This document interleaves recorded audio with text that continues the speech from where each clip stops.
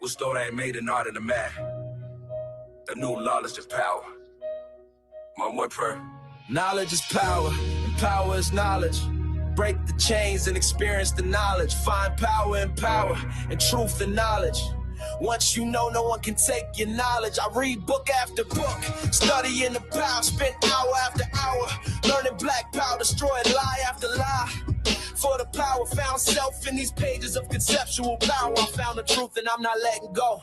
Frederick Douglass and Booker T found power. Nat Turner found truth in his darkest hour. Mama Harriet set us free and stood for we. In these pages I found power in our history. UEP birthed the panther in me. In me, never let a fascist pig carry me, not me. Revolutionary thoughts, all I read. Normal for my soul, keep my spirit on high. Revolutionary thought is always on the rise. Yeah, is always on the rise. Love. Knowledge is power, and power is knowledge. Break the chains and experience the knowledge. Find power in power, and truth in knowledge. Once you know, no one can take your knowledge. I read book after book, studying the power, spent hour after hour, learning black power, destroyed lie after lie. For the power, found self in these pages of conceptual power. Our problem was never us, our problems was them. Them being the ones who robbed and took us, kings and queens, nation builders. From stolen legacy to Anthony Browder, building institutions with black knowledge. Build black libraries for black scholars, building black minds, urban philosophy, urban black reads every one place. Black owned bookstores, we support your space. To all black authors, we give much thanks. Knowledge is power, and power is knowledge. Break the chains and experience the knowledge. Find power in power, and truth in knowledge. Once you know, no one can take your knowledge. I read book after book, studying the power, spent hour after hour, learning black power, destroyed lie after lie. For the power, found self in these pages of conceptual power. Our problem was never us. Our problem was never us. Our problem was never us. Ooh. Knowledge is power. Our power is knowledge. Break the chains and experience the knowledge. Find power in power and truth in knowledge. Once you know, no one can take your knowledge.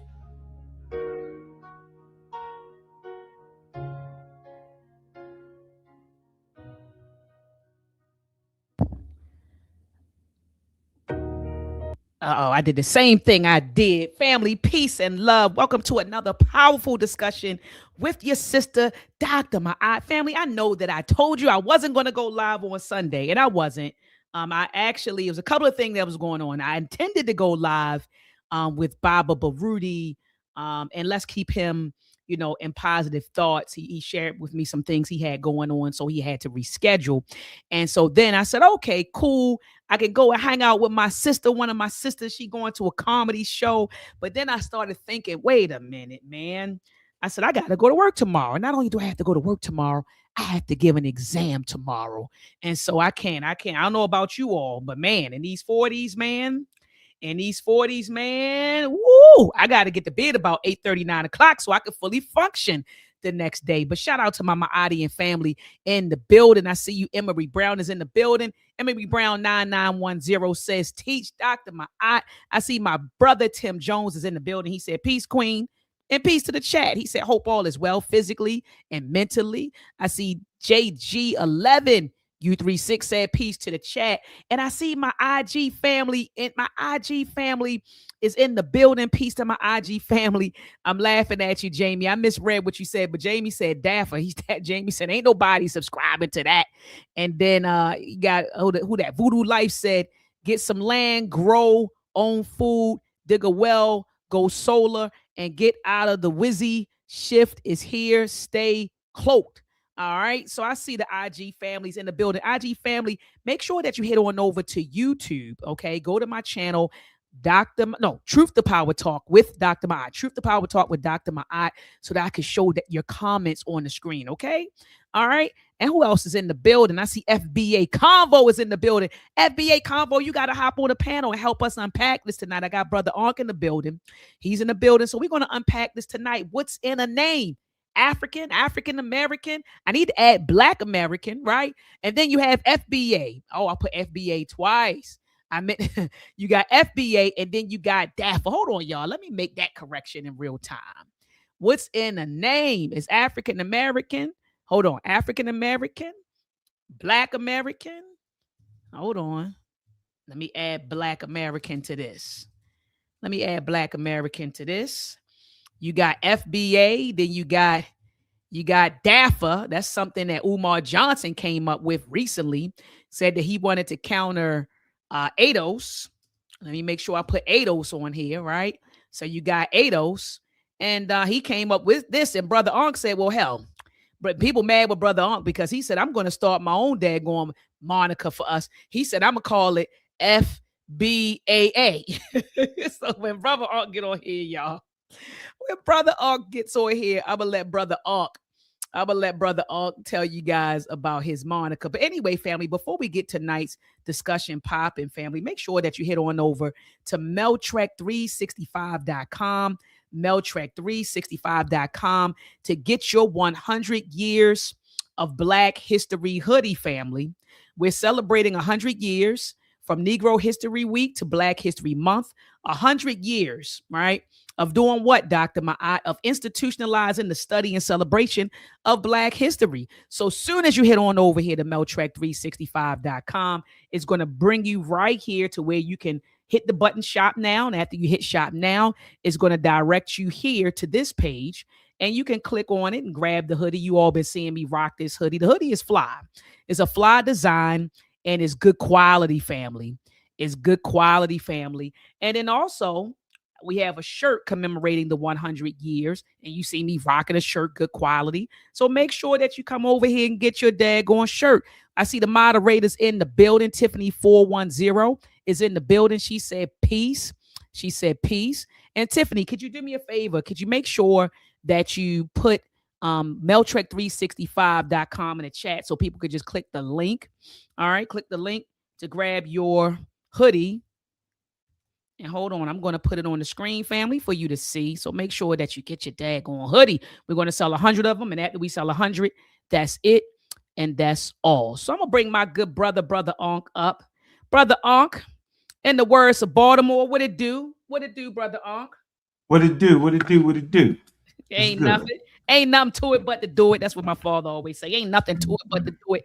But Brother Ankh, you actually were the impetus for tonight's show.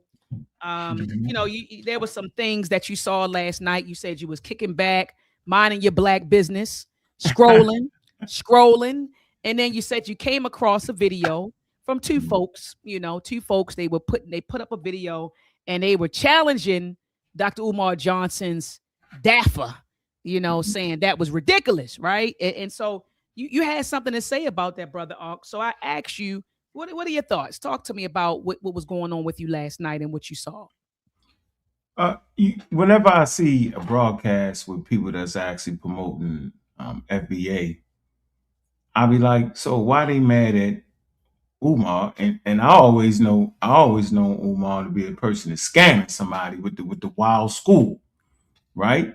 But he still got a right to make up a name. And so I'm wondering, why is people in the FBA mad and Umar making up a name? He's just making up a name.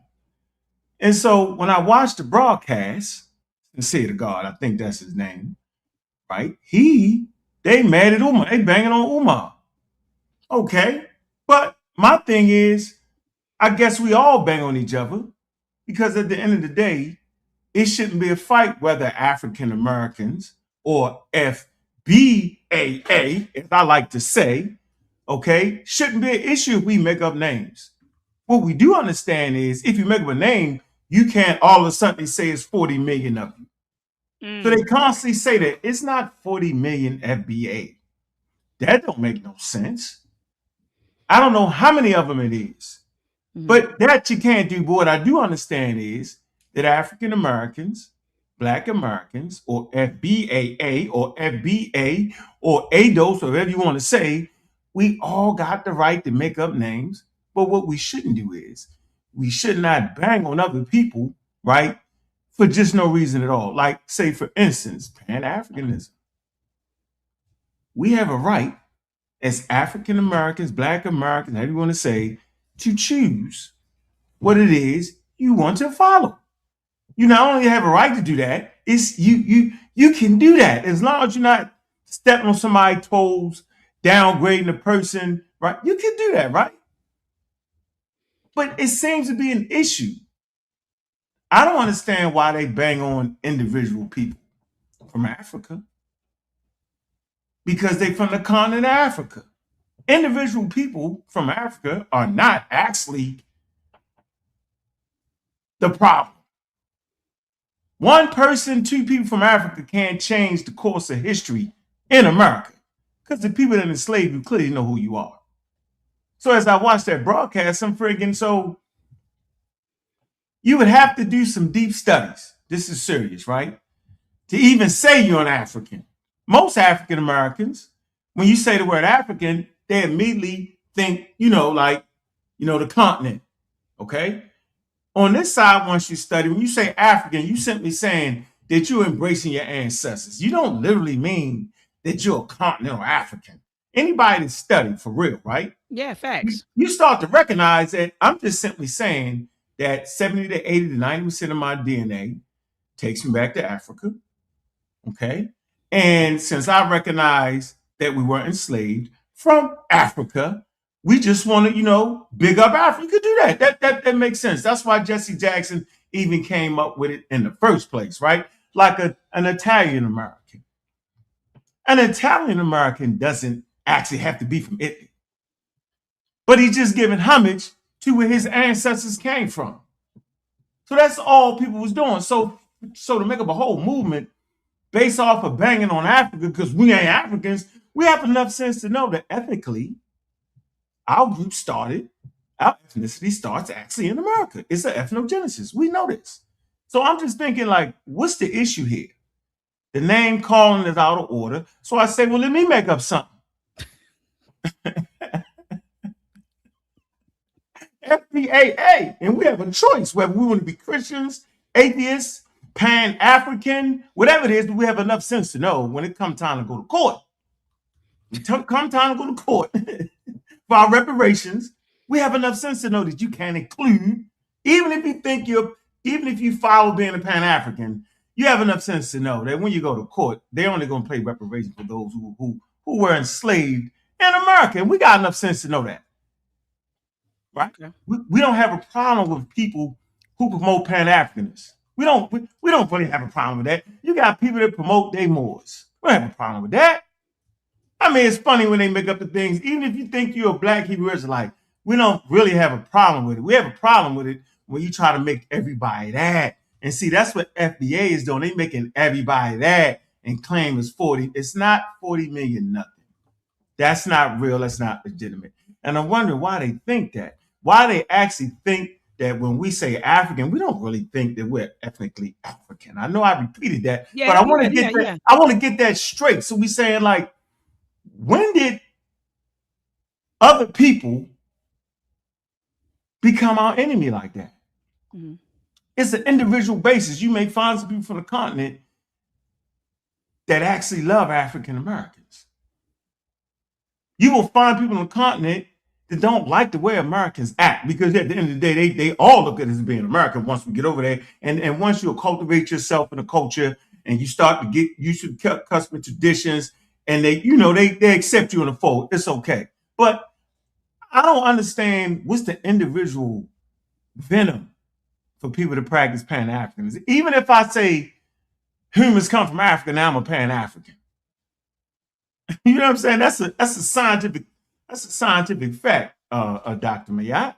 Yeah, facts. I mean, yeah, absolutely. Let me jump in here now, because you said a whole lot, brother Ankh. Let me jump in, because you said a lot that triggered some thoughts. And the first thing that you said was, well, hey, like, you all, or the term FBA was created, and we know it was Brother Tariq Nasheed who came up with the term or the moniker FBA, right? And so your first position was, hey, well, okay, he has a right, right? We all have a right to self-determination, meaning that we can create for ourselves, speak for ourselves, right? Like we could create for ourselves, speak for ourselves, define for ourselves. We all have a right to self-determination. And so Brother Tariq made up the term foundational Black American, right? And so then now you have people like you're saying that are saying Umar Johnson is now creating his own thing, DAFA, right? The descendants, what are the descendants of African freemen in America. And so people are now banging on him because of the term that he created. And your position is like, well, wait a minute.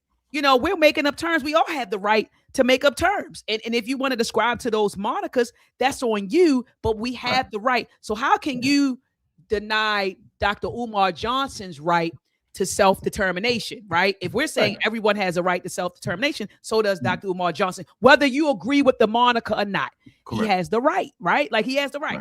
Another thing that you said was then you started talking about, sort of ideology, right? Like you were saying how people, well, you're saying, first of all, you talked about the term Africa, and you said we use the term not because we think that we are continental Africans, which none of us think. I don't think I'm a Yoruba woman. I don't think that I don't think that I'm an Ashanti woman, but it's a connection. And like you said, I mean, 96% of my DNA is sub-Saharan, a sub-Saharan African, right? And so, I mean, it is what it is. And so you're saying that, hey, we know that we're descendants from African people.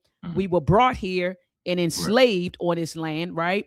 And and we're African people. We're actually an amalgamation of different African ethnicities. That's what the African American, that's who we are, and so you're saying that when we say that we're African, we're not saying that. And then someone in the chat said, oh, the term African is a British term, and it's not. And it's actually one of my moderators, and I'm surprised that you even said that. It's not a British term, brother. But anyway, so you mentioned that.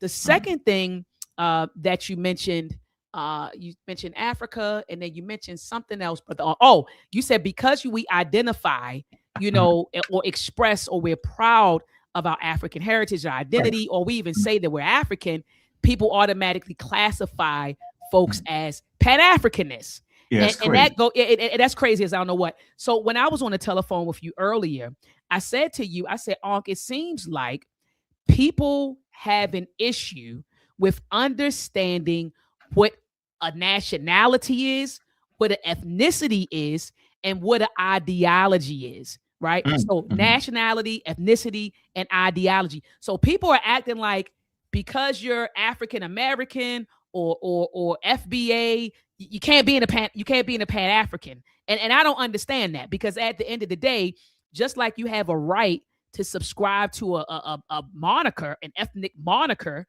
you have a right to subscribe to any ideology that you choose, And so some people like myself subscribe to Black nationalism and Pan-Africanism, and that's my ideology. I have the right to do that. But you can't now go and dictate how people identify and what ideologies they subscribe to. And so I'm getting ready to land my plane with this. I do want to share my screen with you all, because we have to clear some things up, right? We really have to clear some things up. And so let's clear it up right now, okay?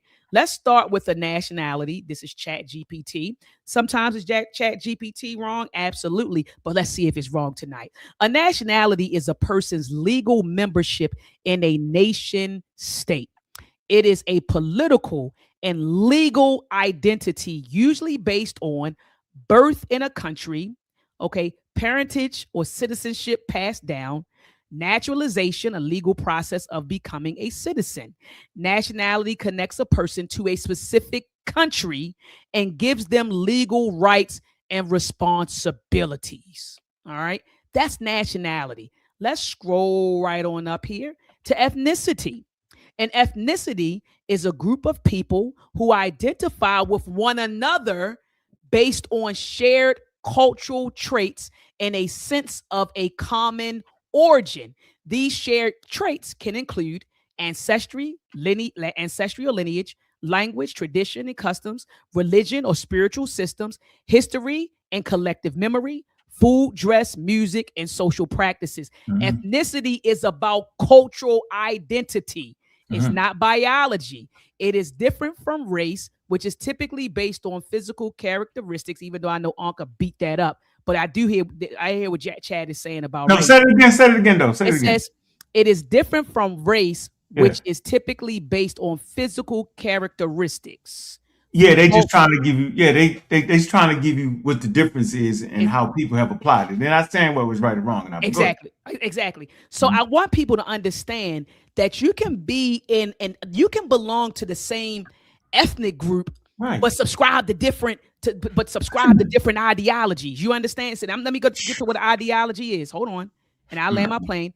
An ideology is a structured set of ideas, beliefs, and values that explain how society works and how it should work. It often shapes how people think about power, government, economics, culture, morality, human nature. And ideology provides a framework for interpreting the world and guiding action. So I want you to understand, guys, the difference between nationality, ethnicity, and ideology. So your nationality is where you live, is based on your birthplace, right? What country you belong to. Your ethnicity is the group of people who you identify with. So it's really it's your cultural identity. And then you have an ideology, a framework through which you see and interpret the world. So somebody can be an African American or a Black American or an FBA or whatever and have different ideologies. You don't have to. If you FBA or if you Black American or African American, now you can't be a Pan African.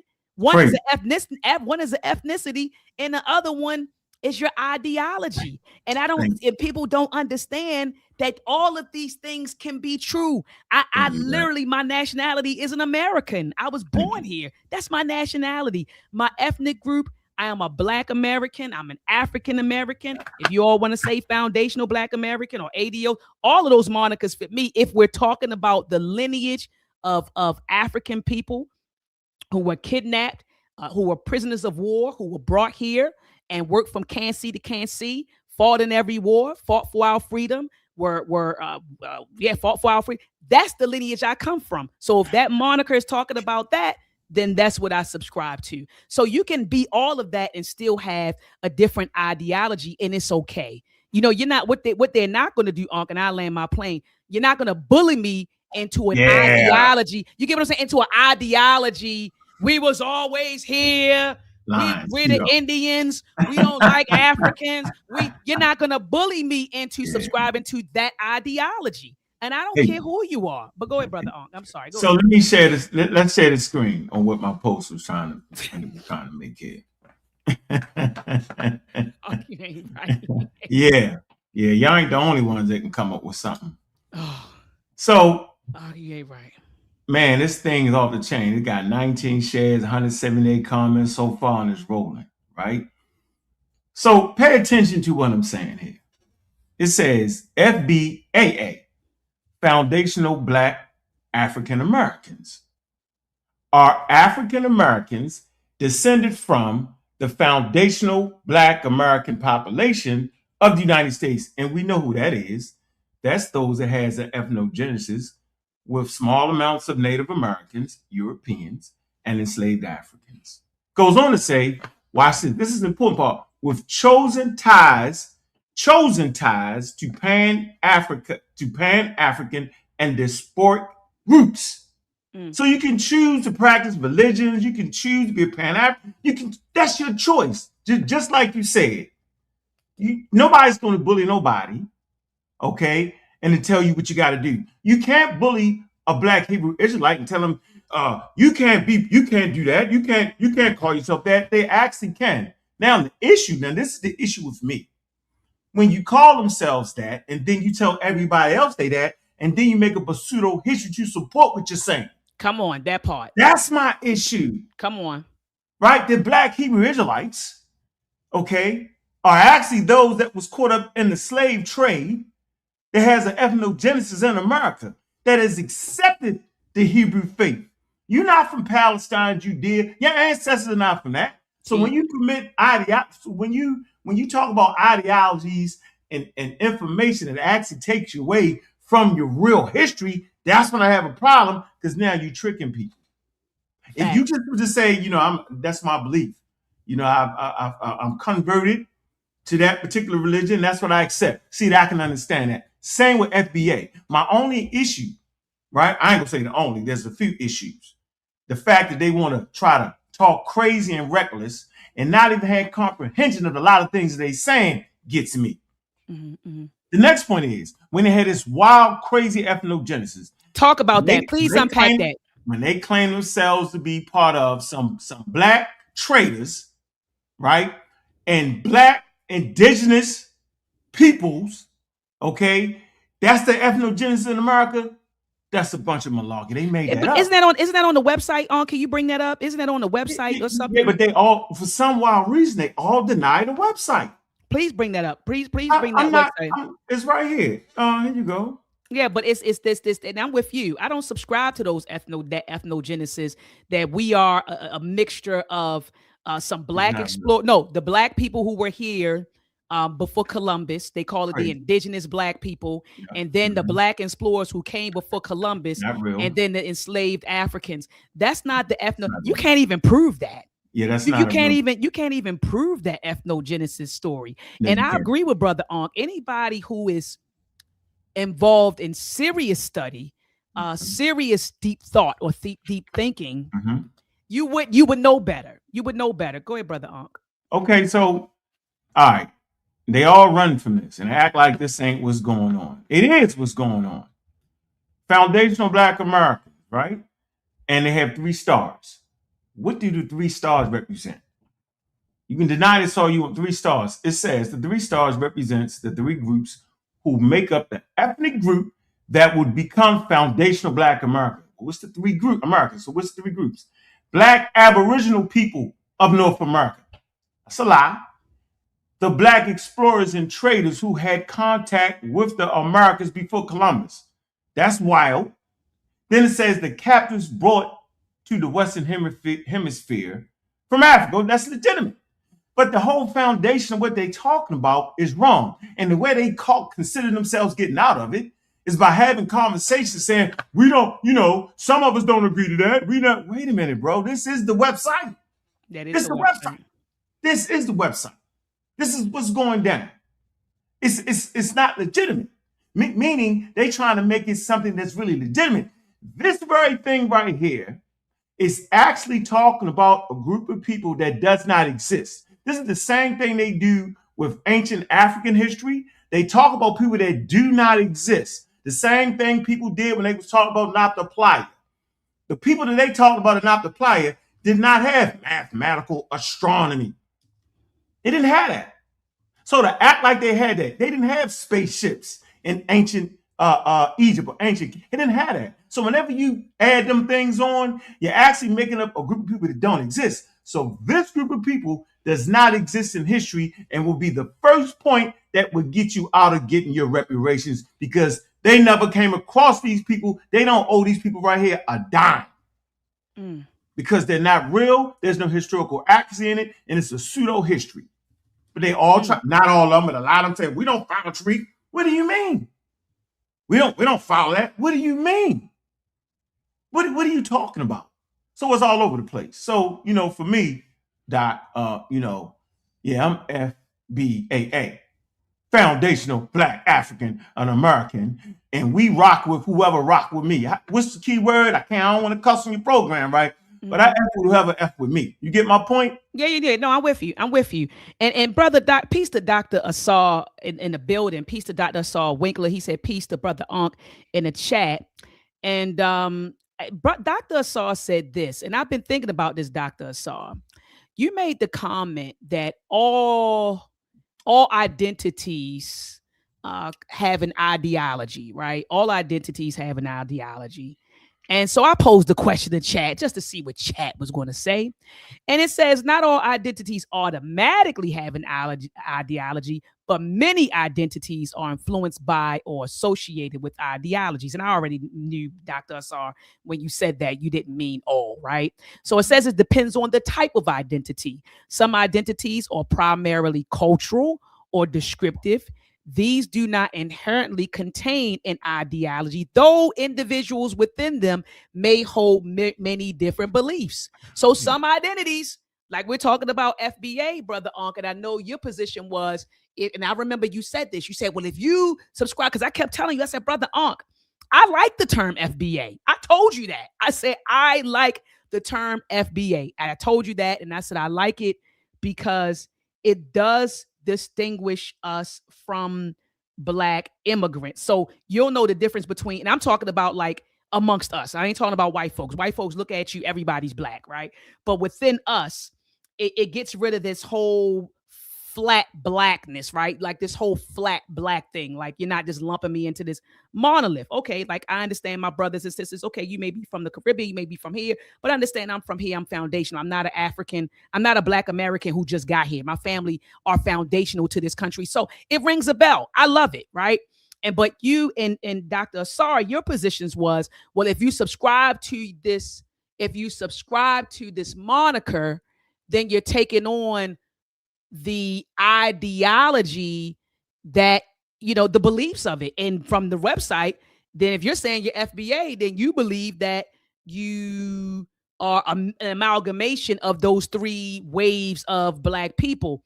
And while I like the moniker, I don't subscribe to that. So it says right here, some identities are primarily cultural and descriptive.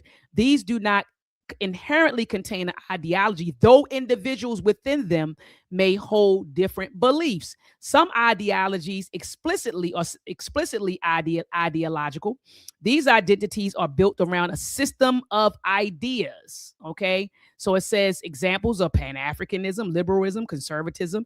It says if someone identifies as a Pan-Africanist or a liberal, that identity is ideological by definition. So the first one you're talking about cultural, and this one is ideological.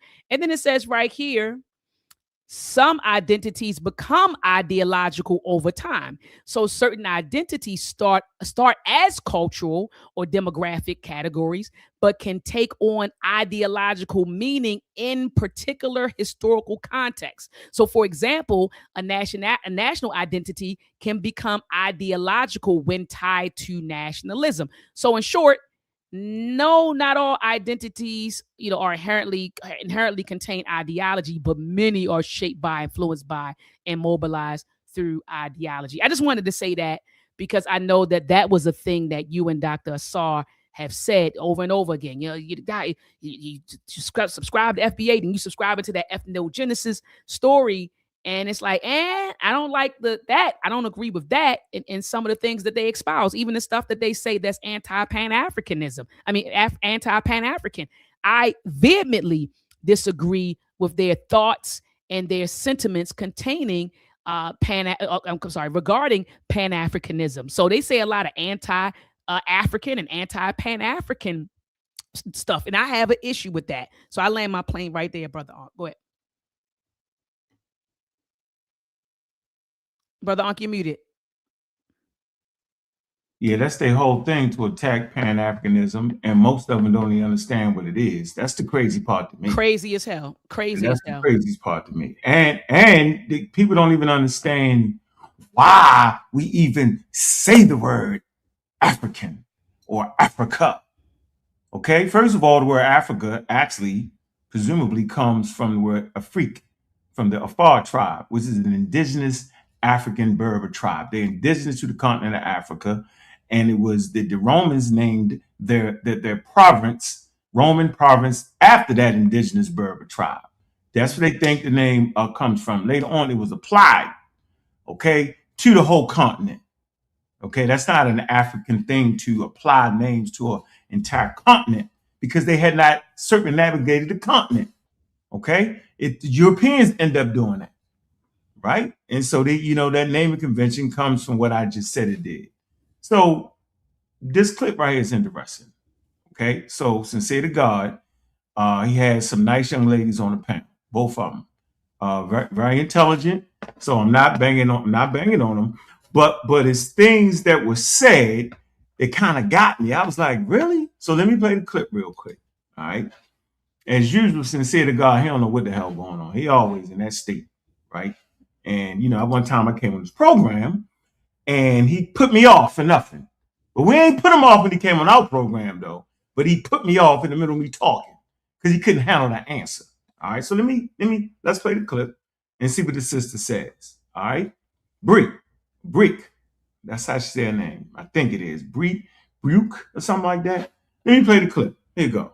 Let's see what she has to say. Very intelligent sister. Ourselves from Africans. Well, did the Africans give a fuck about the spiritual ramifications from applications of us? Sat there and he talked about the spiritual ramifications of. Love it. Then he sat there and he talked about the spiritual ramifications. So he's talking about Umar Johnson. Everybody knows Umar Johnson talks in circles and he double triple talks. All right, but he has his points. Now so she's responding to him. All right, now watch this. Of us separating ourselves from Africans. Well, did the Africans give a fuck about the spiritual ramifications of them doing voodoo on us before they sold us to the white supremacists? Now, see, so I'll always, that just gets me. First of all, Africans didn't sell Africans. Y'all gotta get this straight. There were different polities, different cities, states, tribes. Fact. That sold that were engaged in warfare or whatever and participated in the slave trade. It wasn't even no concept of African back then. Keep going, please. Right. There was no concept. It wasn't even a concept. So when you say that, that's actually a European talking point that make it seem like we was cousins and brothers and like barbarians, we just sold ourselves. That's not true. That's a misrepresentation of what actually happened. We got the names of the tribes. We know. Matter of fact, we even understand that Africa already had a slave trade. We didn't need Europeans to come in and give us a daggone slave trade. Now, I challenge you to figure out exactly what that was and how it operated. That's important that is germane to the conversation. Understanding what was it? What was they practicing? How did they do it? Was it people in debt? Was it prisoners of war? Okay, what exactly was it? And you're always going to have some wild, sneaky nitwits, right? That's going to go against the rules and regulations anyway. We're not talking about them, but it was criminals. So they did not have a penal system. I think this is important to know. Is that not important to know? There wasn't a prison system. Didn't have a prison to put the criminals. And oh, by the way, people that live on the continent of Africa committed crimes at times like all humans commit crimes. So what did they do? Right? They put them in slavery. Okay? There were people that owed debts. What did they do? They put them in slavery. They were people that worked in the households. They were people that were prisoners of war. Oh, y'all didn't know that people on the continent of Africa participated in fighting wars like all humans do on different continents. See that, Doc? So to say that Africans enslaved the Africans is basically a slur produced by Christians, by the way. Christians and European talking points that act like we just barbarians. Shoot, today, man, I'm gonna get somebody. I'm gonna go ahead and snatch my brother up and go ahead and, you know what I mean, and put him in slavery. So that's a wild talk. But the next point, voodoo is a social, cultural, indigenous system. Okay, I'm gonna say this again. Voodoo, right? Part of animism. It's part of the indigenous social cultural system by indigenous African people. No more than Christianity, Islam, and Judaism. I would argue there's different tenets, right? The different way they see the world. All that's very important. I suggest y'all study world religions. But to make that wild statement right there is absolutely wild, because at the end of the day, I ain't banging nobody's religion, but for the most part, they're probably Christians themselves. So, man, you talking about Africans putting voodoo on Africans. So they put the Christianity on you and you smile while you practice it. How about that? See, and we know that they put Christianity on us, right? So, because what? We talk about this all the time. They put it on you, right? Because first of all, Christianity wasn't even a global religion. I think this is germane to the conversation, Dr. Mayat. It's a social cultural system. It's a breakaway from Judaism, right? Christianity was a Jewish sect, okay, that eventually broke away. At no point was it a global system. It's a cultural, social system for particular groups of people. You can just read the text, okay? And when you read the text, it's not a global system. It does not become global until the Europeans apply it globally, and they do things like this. They say, we can enslave those inhabitants and take the souls to Christ. So now y'all gave everybody a soul. Facts. So the last thing I'm saying is, so you talking about they put voodoo on you. What about the Christianity they put on you? They definitely put that on you. At least you was part of that system before you was enslaved. Some with Yoruba, some with Ifa, some with voodoo, some with different things. Some was a Voodoo from the farm people, a con. Different social, spiritual systems. They ain't had to put that on you because that was your indigenous, that was part of your indigenous culture in Africa. If you studied Africa, you would know that. Not saying that you are African. I'm saying that your ancestors come from Africa. See, we got to emphasize that, right? And that's not a Pan-African talking point. That's a historical, educated talking point. I just wanted to say that. So yeah, they put Christianity and Judaism on you. No, Christianity, Islam, and Judaism on you. They ain't putting no voodoo on you. I don't know who this practice, wasn't it? There's somebody just put this in the chat 50 million times. Dr. Meyer, you're going to try our hardest to get you off Hidden Color 6. You are I'm a two-faced snake. They funny. That's on your side. I erased it. They did it again. I can't see it. So let's discuss that. I'll discuss that at the end of this conversation, because what someone's not going to do is detract the conversation or derail the conversation. But I am going to address that. I just wanted to share the comment on the screen. I just wanted to share that comment on the screen. So there was a brother by the name of Antonio Moore. He's a lawyer.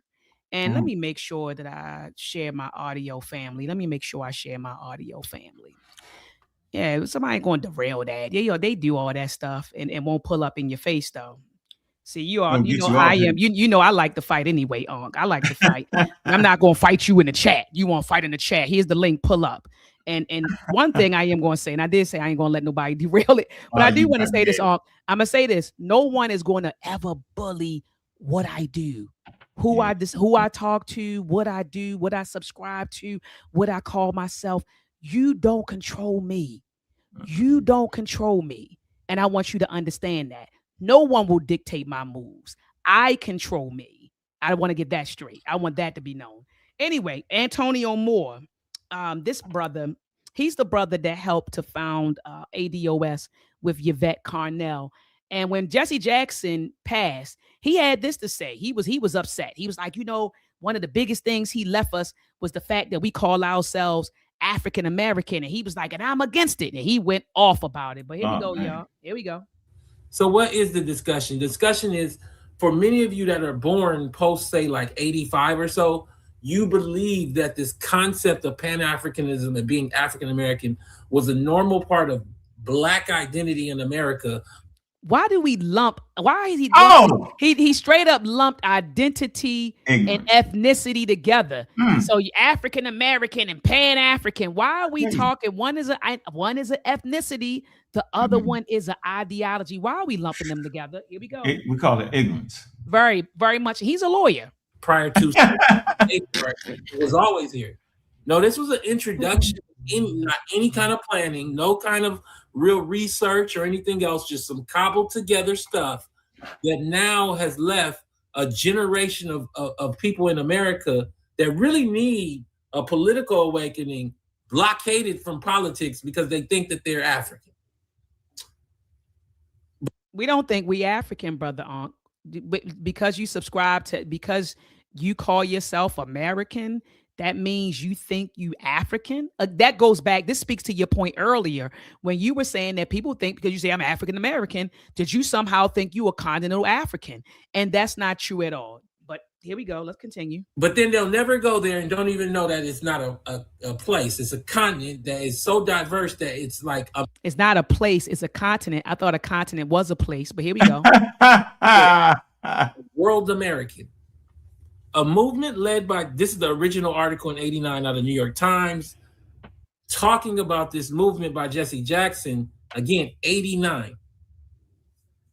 Not 62, not 33, not 1905, in 89. A movement led by Reverend Jesse Jackson to call Blacks African American has met with both rousing approval and deep-seated skepticism in a debate that is coming to symbolize the role and history of Blacks in this country. The term used for years in intellectual circles is gaining currency among many other Blacks who say its use is a sign that they are accepting their difficult past and resolving a long ambivalence toward Africa. The term has already shown up in the newest grade school textbooks, been adopted by several Black-run radio stations and newspapers around the country, and appeared in titles of popular books. And the conversations of many Blacks as they warm to the idea and speak of visiting Africa one day. In the chat, how many of you or your family members have visited Africa? And for those people that visited, please tell me if it was for over. So we had to visit Africa, Brother Ankh, in order to, I guess, big up or to recognize that our ancestry comes from Africa. We actually have to go there. That's what he's saying. That's what he's saying. So it's like it's both sides wilding out for no apparent reason, and they're wilding out through their complete ignorance. It's ignorant for a lawyer to speak that way. I've never stepped foot in Africa. What that mean? I go to Africa in books. I go to Africa, do documentary. I can do that. I don't gotta go to Africa to love Africa. Right. You feel me? Like, who says that? But a person trying to divide and start. I'm telling you, it's very, listen, given the fact that he's a lawyer, that means he can read and write at high levels. That's right. That means he's scamming. He's really doing that on purpose to cause some kind of rift to bring everybody into his thing. That's what it boiled down to, Doc. Remember, I kept saying, I don't understand why people don't understand how, one, white people know who the hell they enslaved. Why we keep thinking they don't know? Why they keep acting like they're going to pay when it come to money, money talk. Bull crab walk. When it come to money, they know who they're going to pay, who they're not going to pay. Even if they don't pay you, they know who they're not going to pay. You get it, Doc? Like, that's not up for bargaining with them. They definitely ain't paying nobody that they did not. America's not paying nobody that didn't actually enslave. Kid, what you say out your mouth? They're not doing it. And for him to act like you got to go to Africa or go anywhere near continent Africa to still honor and love the fact that you understand that you had ancestry in Africa is just ridiculous to me. It's a scam at this point for me. Like, I can't fathom a world where a lawyer would not understand that. He's doing it on purpose. That part, that's what I'm thinking. I can't fathom. Like you said, he knows how to read and write. And so, like, at this point, what's your aim? What's your motive? Scamming. In the chat, if you have visited Africa, please tell me if it was more than one place. So you're going to be here in this country called America, built America, and define yourself on the idea of a place that isn't a place. It's just a bunch of places cobbled together. There's a place that, hold on. I just want to talk to. Is it me? It isn't a place, but it's a bunch of places. He said it's not a place, but it's a bunch of places cobbled together. You can't make this stuff up. And I listen to people. I said, listen. You love words. Yeah, I'm listening to him. Okay. I know what he's saying. Doc. But go ahead. He's saying, watch this now. He's saying that we don't actually know the exact country that we come from. Right. Or tribe or clan. Watch this. No shit, Sherlock. That's why we said Africa. That part. That I'm saying I can't fathom a world where he doesn't understand that. That's why it's called slavery, because it erases your heritage, custom, and traditions. That's why it's that, because it's the great eraser amongst men and women. That's why, bro. You mean tell me you don't know that? Knock it off. They playing. They playing in front of our face. They playing. Yeah, they play it. Yeah, they play it. And then he goes on to play this documentary of an African sister talking about slavery. So I just want to check it out. It's only like 1 minute today. Let me make it clear. Can I make it clear for everybody? Please, in the chat, support the channel, tonetalks.net, or use Super Chat. I want to make this clear. I'm going to play this 1 minute clip from a History Channel documentary, and I will play it multiple times throughout the show for those people that are coming in late. 310-388-3499. Let's just make it clear so everybody get on it. Right? Can I do that? Areas were desolated or depopulated. The fact that the most active part of the population was being sent was not worrying at all to those involved in the trade. So far as they were concerned, it was profitable business, and that was all that mattered at that time of the trade. They were not worried at all that it was a period of social mistrust, fear, suspicion, insecurity. All they wanted was that they wanted to sell these slaves because of the money and the profit they would make from the trade. Some ask how Africans could sell Africans. It's not a question people in those days would have understood. You didn't have a concept of Africa among the people who were involved in the slave trade and so on. This historian just said, you did not have a concept of Africa. Didn't. The prior lady was talking to how there was no concept of blackness. So we cobbled together a unification that did not exist in the actual continent that we cobbled it for. Let's go back. Let's play it again, just making sure people. Hold on, Doc, stop that. The lady is speaking to the point why you shouldn't be saying what you're saying. Exactly. Exactly. You can't make this stuff up. You can't make this stuff up. No, we gotta check. We gotta check them. We gotta check the degree. I don't know. Now I don't know. Now I don't know either. He said he's a lawyer. I never saw the degree. I never saw the degree. I'm not sure there, bro. I don't know. I don't know. That's what he was saying. That's what the woman said. She said it's no concept because you keep saying African sold African. She's like, no, it's no concept. And Right. she goes on to say that it was a business. You know, it was like, you know, it was like it was a business. You know, it wasn't no concept. It's part of their system. It's part of their social cultural system. You have to get into the intricacies of that system to know what's the difference between when colonial powers did it. Were there any differences? I think it's a great educational spot for those who had the time to do it. But he's a funny guy with that one though. Yeah, Wow. then he's like, I'm gonna play it again, and he plays it again. And I don't play it anymore. Nah, look, hold on, let's go back. Hold on. So he goes.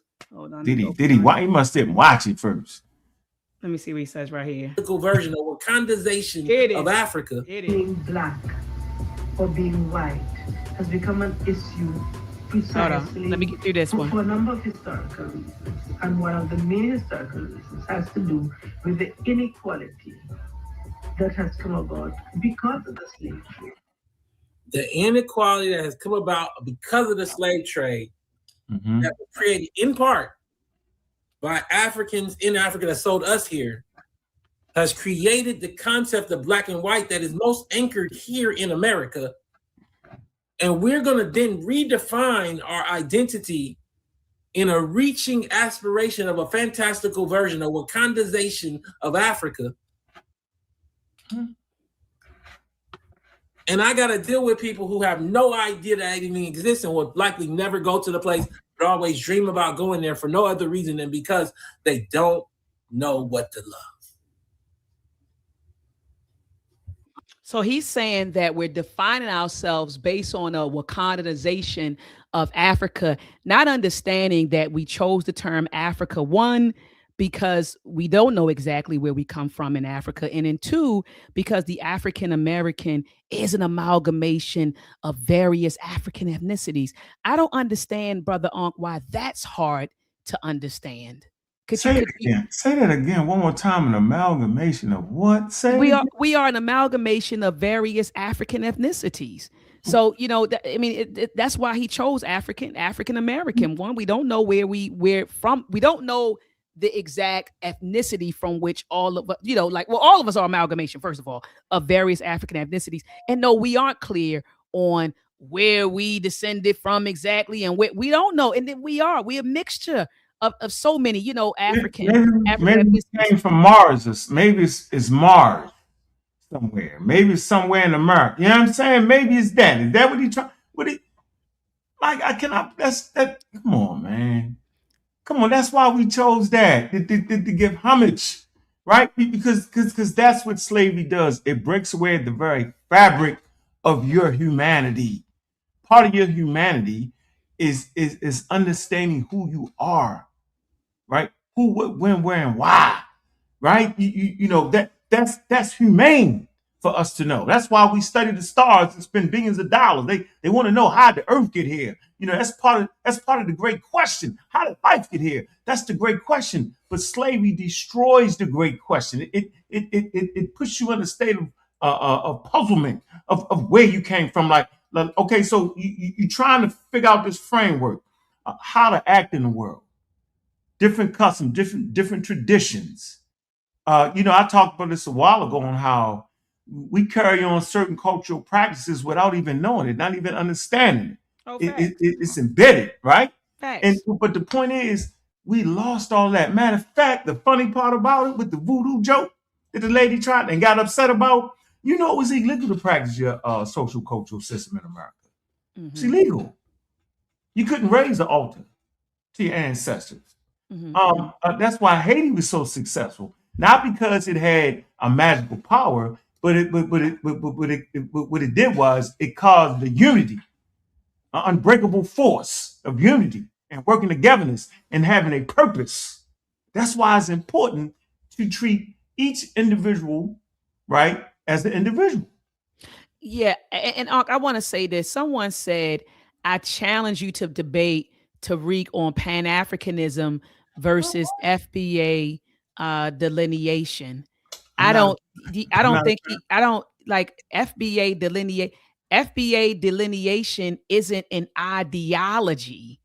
Pan-Africanism is an actual ideology. So why are you asking for an ideology versus what would you call delineation? I guess an action, a prerogative, an action, a prerogative, a choice. Like, what are we talking about here, right? Like, if someone chooses, to delineate, that's a choice. People saying, I want to delineate, and that's their choice. Like, they can. Why is that being put against an actual ideology? FBA delineation is not an actual ideology, right? Like, I'm just trying to understand what are we doing here? Again, I think that people have an issue with understanding nationality, ethnicity, and ideology, and understanding that you and I could share the same ethnicity, nationality, and still subscribe to different ideologies. I don't get that. I never understood why anybody thought that the colonial powers that end up bringing people from Africa to the Americas didn't know who the hell who they was. You ain't get delineate. You was already there. When you had that ethnogenesis, listen to what I'm saying. The ethnogenesis separates you from any other people on planet Earth. There is no other. I tell you what, I challenge the FBA. Give me a group of people on planet Earth that are ethnogenesis with the Native American population, colonial powers, and indigenous Africans. Go find those people. You're only going to find them in one place. Mm-hmm. Like, that's my point. Like, we was already, somebody had, some nitwit somewhere has convinced you that you some kind of way wasn't separate from a continental African that never left Africa. Some nitwit somewhere has convinced you through pseudoscience that there is not a separation. That don't make no sense. Imagine going to a court. There are specific rules and regulations for getting reparations. Now imagine going to a court telling them that, hey, we not, they're gonna already know.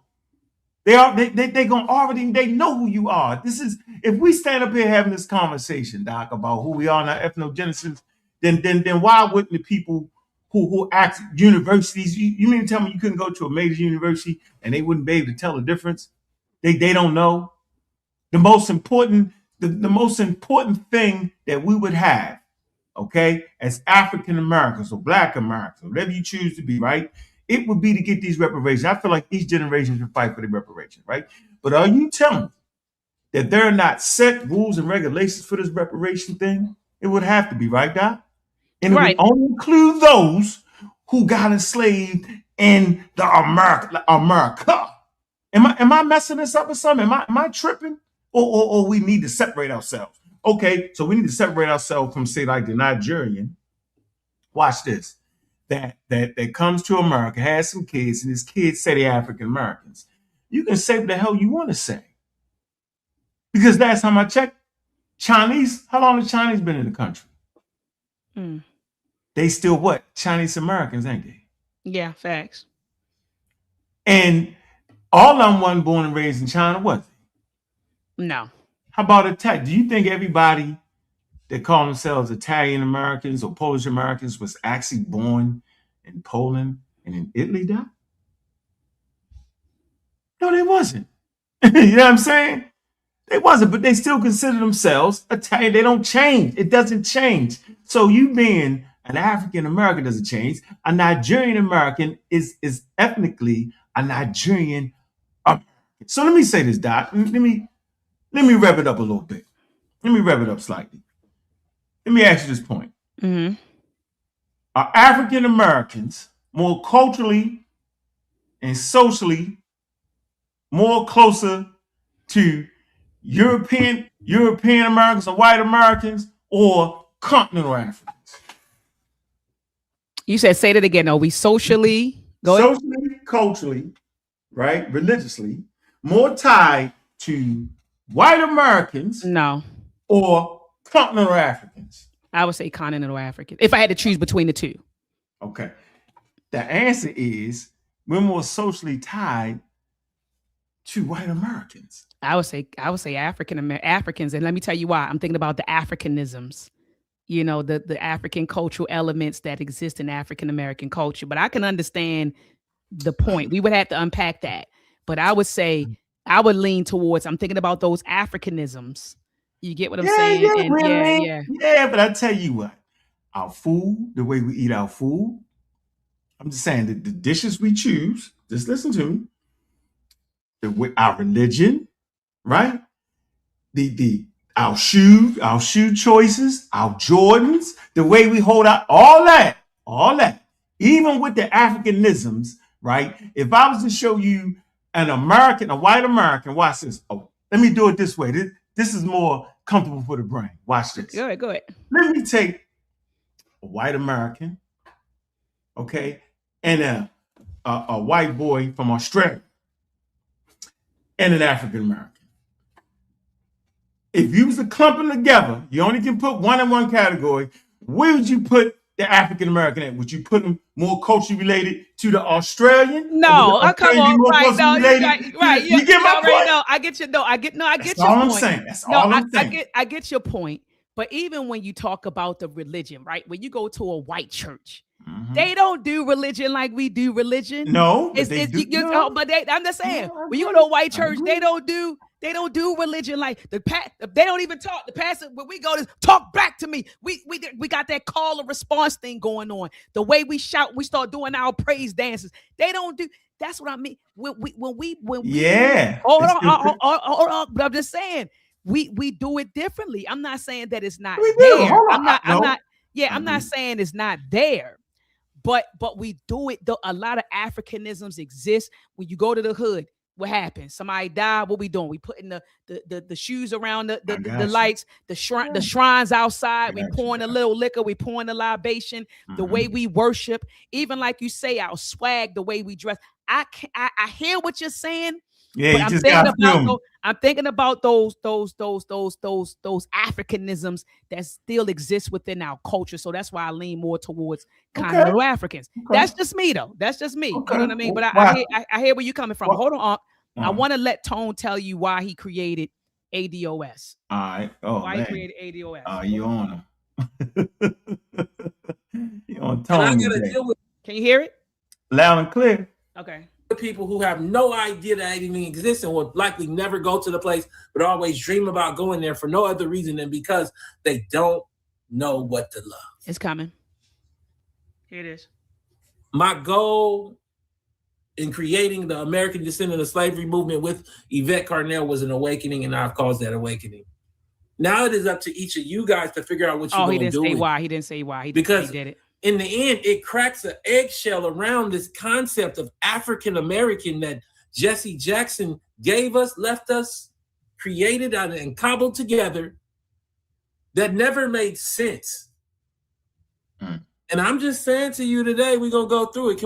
So he said that ADOS is a political awakening, and it basically, you know, is a challenge to what happened or undoing of this whole, he calls it an African Americanization. That's what he calls it. So it's the undoing of being African Americanized.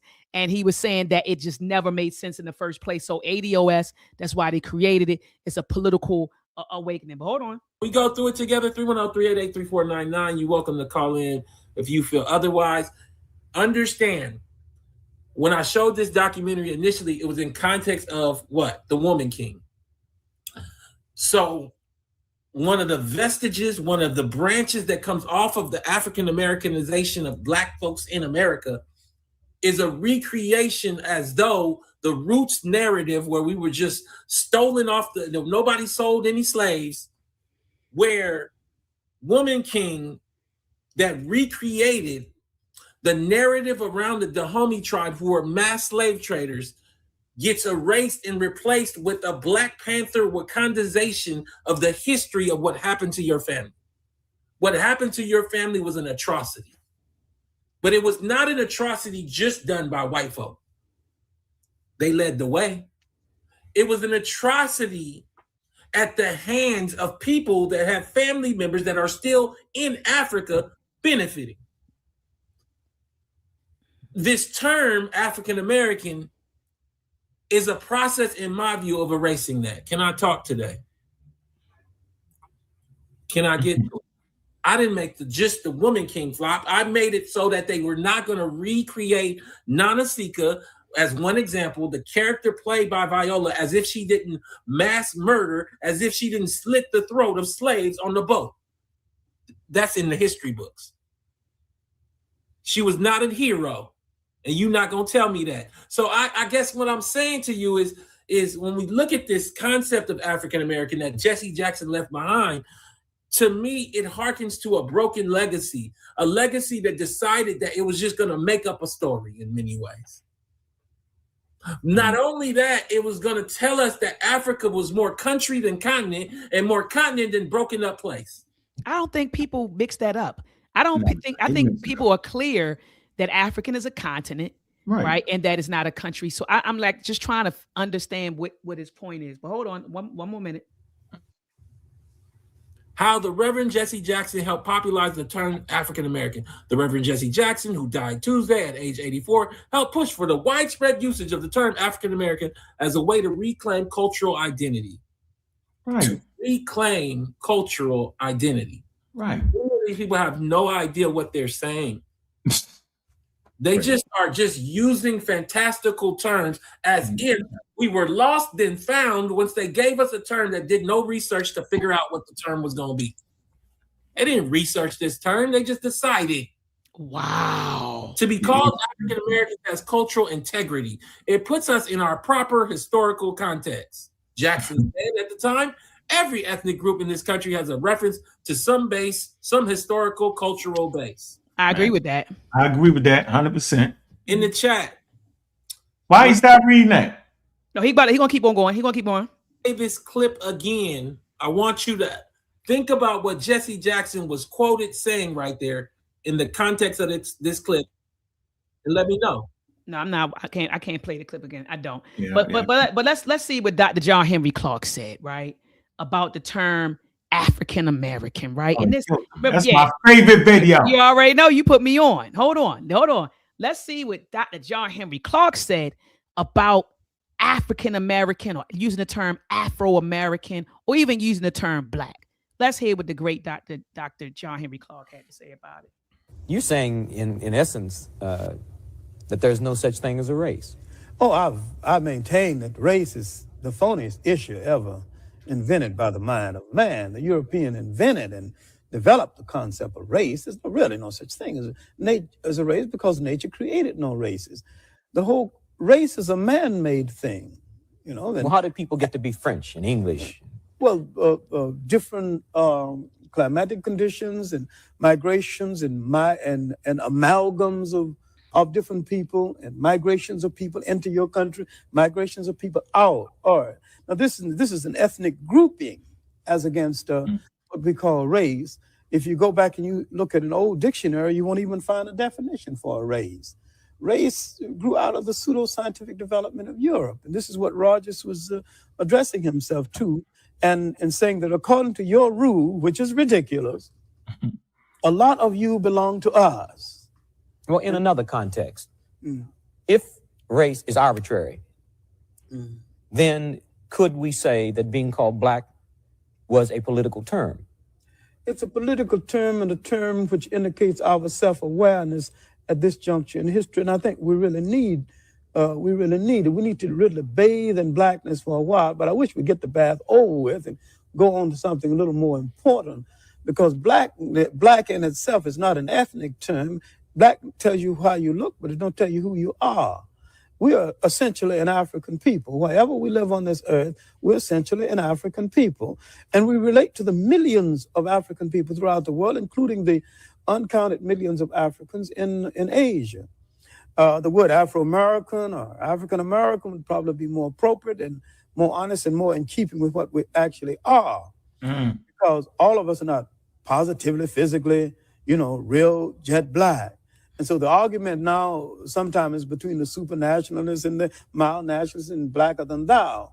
When blackness is a state of mind, a state of attitude, a state of approach to things that can exist in almost any of us, including from the blonde black person to the jet black. And the jet black can be traitors, and they can be patriarchs. They can be a whole lot of. See, we've been everything in history from saint to buffoons. We're a complete people, and we need to start looking at ourselves as a complete people. And I think that once we convinced ourselves that we're black and beautiful, we'll stop saying it and just go ahead and be black and beautiful and release a whole lot of energy for more important things. All right, since you said, see, brother Ankh, when you told me to watch it, I went and watched it. It was 25 minutes, and it was a great 25 minutes. I watched it. You told me to watch it. And this 2.5 minute clip was fire. The first thing he said was race doesn't exist. And he said it was a pseudo-scientific idea. He said that. 1974, though. He said in 1974. 1974. And then he said, brother Ankh, blackness tells you, what did he say? It doesn't tell you who you are. It tells you what you look like, but it doesn't tell you who you are. Yeah, then he said, state of mind, like a state of mind. Yeah, he said, but we really are African people. He said, no matter where you are in the world. Yeah. And then he said that African he feels people, like African American and even Afro American would be the more suitable term for us. Then I wonder what people are going to say. Now, Dr. John Henry Clarke, who is what people would consider African American, Black American, FBA, he's one of us. What are y'all going to say now about him? Are you all going to drag him now and say he didn't know what he was talking about? Is that what's getting ready to happen? Go ahead, brother Ankh. So, he's part of my 5 horsemen. Dr. Ben, John Henry Clarke, Hubert Harrison, John Jackson, and Chancellor Williams, right? And I know for sure 4 of them are non-believers, right? And Chancellor Williams said at this point he don't even know why he's a Christian. He said in his book, people don't even read the works, and I'm telling you, man. So listen, his eyes are wide open. Once you become scientifically literate, scientific literacy does not tell you what to think. It teaches you how to think. Okay. It allows you to see the world for what it really is, man. And that man is very clear on what he's talking about. It's shocking to those who don't understand what the man is saying. It's outright shocking, right? And so that's why I fought so hard, because I knew I was standing on the shoulders of giants. Right. I know that I wasn't the first person to fight this way. Y'all just forgot, okay? Jesse Jackson. He was leaning. That's what he was leaning. He was like, yeah, that's what that is. You gotta, this explains who we are, okay? In America, our ethnogenesis, right? And I always felt like the mandate was know your history, because in knowing your history, it allows you to know where you at and who you are, man. Not a made-up history. Made-up history put you in the same default setting that you was fighting in the first place to get out of. That's why I be so strict. That's why I draw that line right there. That's why I draw the line, Doc. Right. I have to draw the line there.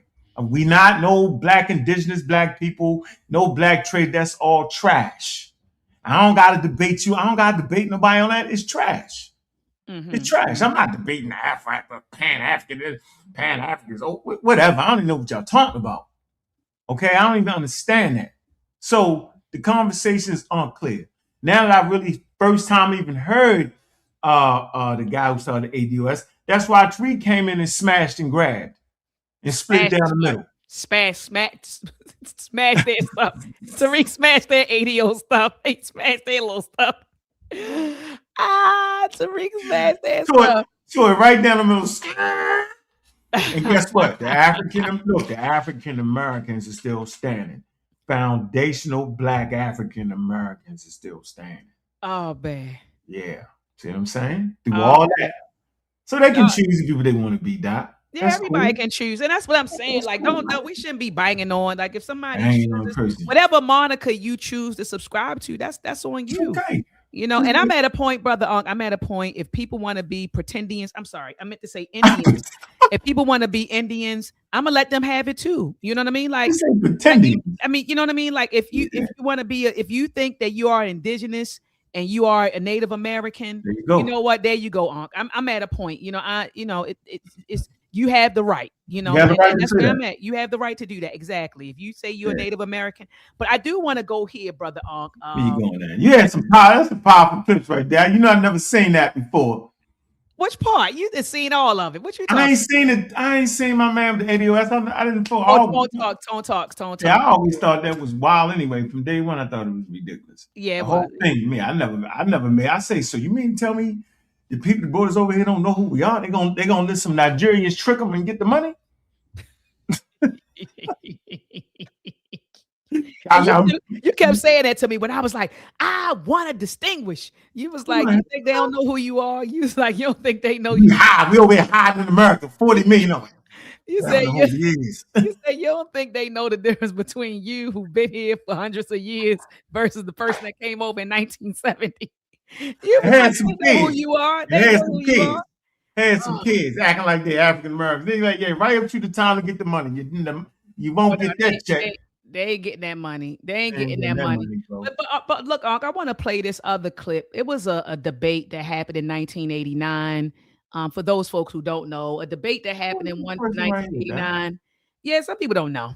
But it was a debate that happened, you know, because some people did not want to identify. They didn't like everybody, you know, when Jesse and them started saying African American, you got some people that was like, nah, I ain't African American. You know, and then you had some people that said, call me African. Then you had some people that said, call me Black American. And some people said, call me Black. Don't call me American because I don't feel like we're there yet where I'm getting all my rights. So there was a lot of things happening. And I believe this was in 1989. But look at this. Kwame Ture debates.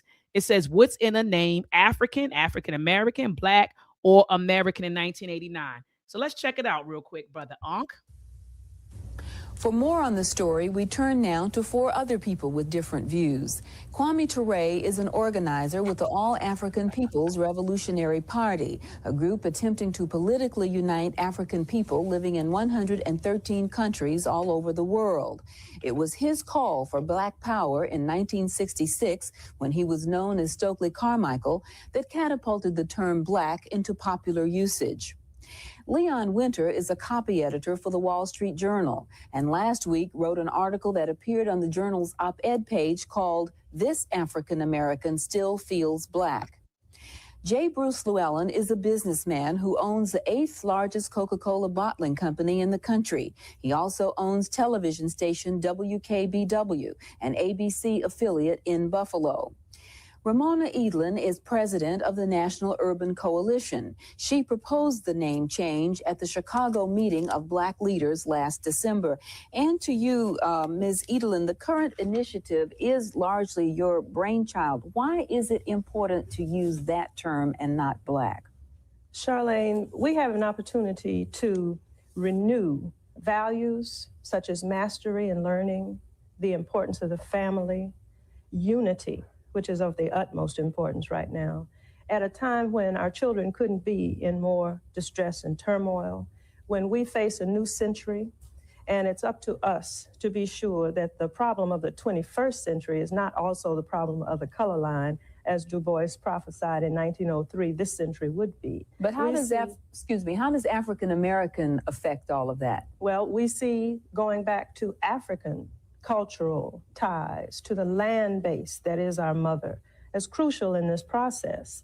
And what I'm hoping is that we can recreate some of the spirit of the movement years, particularly for the children, by going back to values which were stripped systematically from us, as we all know, when we were enslaved for 250 years in this nation. Mr. Winter, you don't want to change from black. What's your perspective on what this sister just shared, Brother Ankh? About the term African American, right? Yes. I think, yeah, you want to kind of, and so the way slavery wins is that it mentally enslaves you. Mm-hmm. And so mentally, to unlock those chains, you simply have to know where you come from as best as possible. Okay, we can't get the tribe, we can't get the, but as best as possible, we can tie ourselves back to West and Central Africa. And I always felt like that was important. So she has a great point right there. And then this brother right here says this. No, well, I don't disagree that it is important for us to be cognizant of where we come from and the depth of our history that began before slavery. I just see the particular need in calling for renewal of the movement to leapfrog over the 400 odd years of history and of proud accomplishments that we can point to and indeed need to reacquaint our children with here in this country first. So I believe that it is important to teach the children and to, in general, imbue Black America with the knowledge of where it comes from, but to focus this effort on claiming what is ours here as Americans, which is the country that we are citizens of and where we pay our taxes. So he basically saying like, look, he's Black American. She's saying African American, connect me back to my roots. You know, my cultural foundation came from there, right? Like my cultural identity started there. Let's reconnect with those roots, get those values and the principles, you know, and instill that in our children. And he's saying, well, just call me a Black American. I mean, we could teach about I could teach the children about where Black American comes from, but we have history here for 400, 500 years. We could teach about that African stuff, but we have a lot of history and a lot of culture here that we need to be focused on. So what's your thoughts, brother? I agree with him 1,000,000%. That's why we FBA. Let's go to the next one. I just want to show all the different perspectives. And then that's a great, I agree with that too. See? Yeah. See, but he doesn't know within the name contains that though. See, because you ain't a white American. Right? Okay, well, go ahead. Make a great point. The term American. Well, he just saying and this brother right here is saying, don't call me African American, Black American, just call me American. Hold on. Oh man, you gotta get him out the game. My years on this earth, I've been called about. Mr. Llewellyn, you prefer the term American. Well, I guess in all of my years on this earth, I've been called about 5 or 6 different things. I've been called Black. I've been called Afro-American. Now we're talking about African American. I've been called Negro. I've been called colored. And what strikes me as a continuous theme or theorem in all of this is the fact that we never have been called full citizens of the United States of America. And what I'd like to see accomplished once and for all is that we are considered as full citizens and have all the rights and privileges there too. All I see is that people in Russia, people in Poland, people in Nicaragua are all packing their bags and heading for the United States of America, feeling it's some kind of panacea or a great place to be. And there must be something here that brings all these people. All I'm saying to you is that I think it's a disgrace that we have been here for well over 200 years and we have not enjoyed these full benefits that a lot of people have come here generation after generation and gotten. And I think that's the key. That's where we ought to go. I'll be very honest with you. If I had my druthers, I wouldn't be worrying so much about whether you call me African American or not.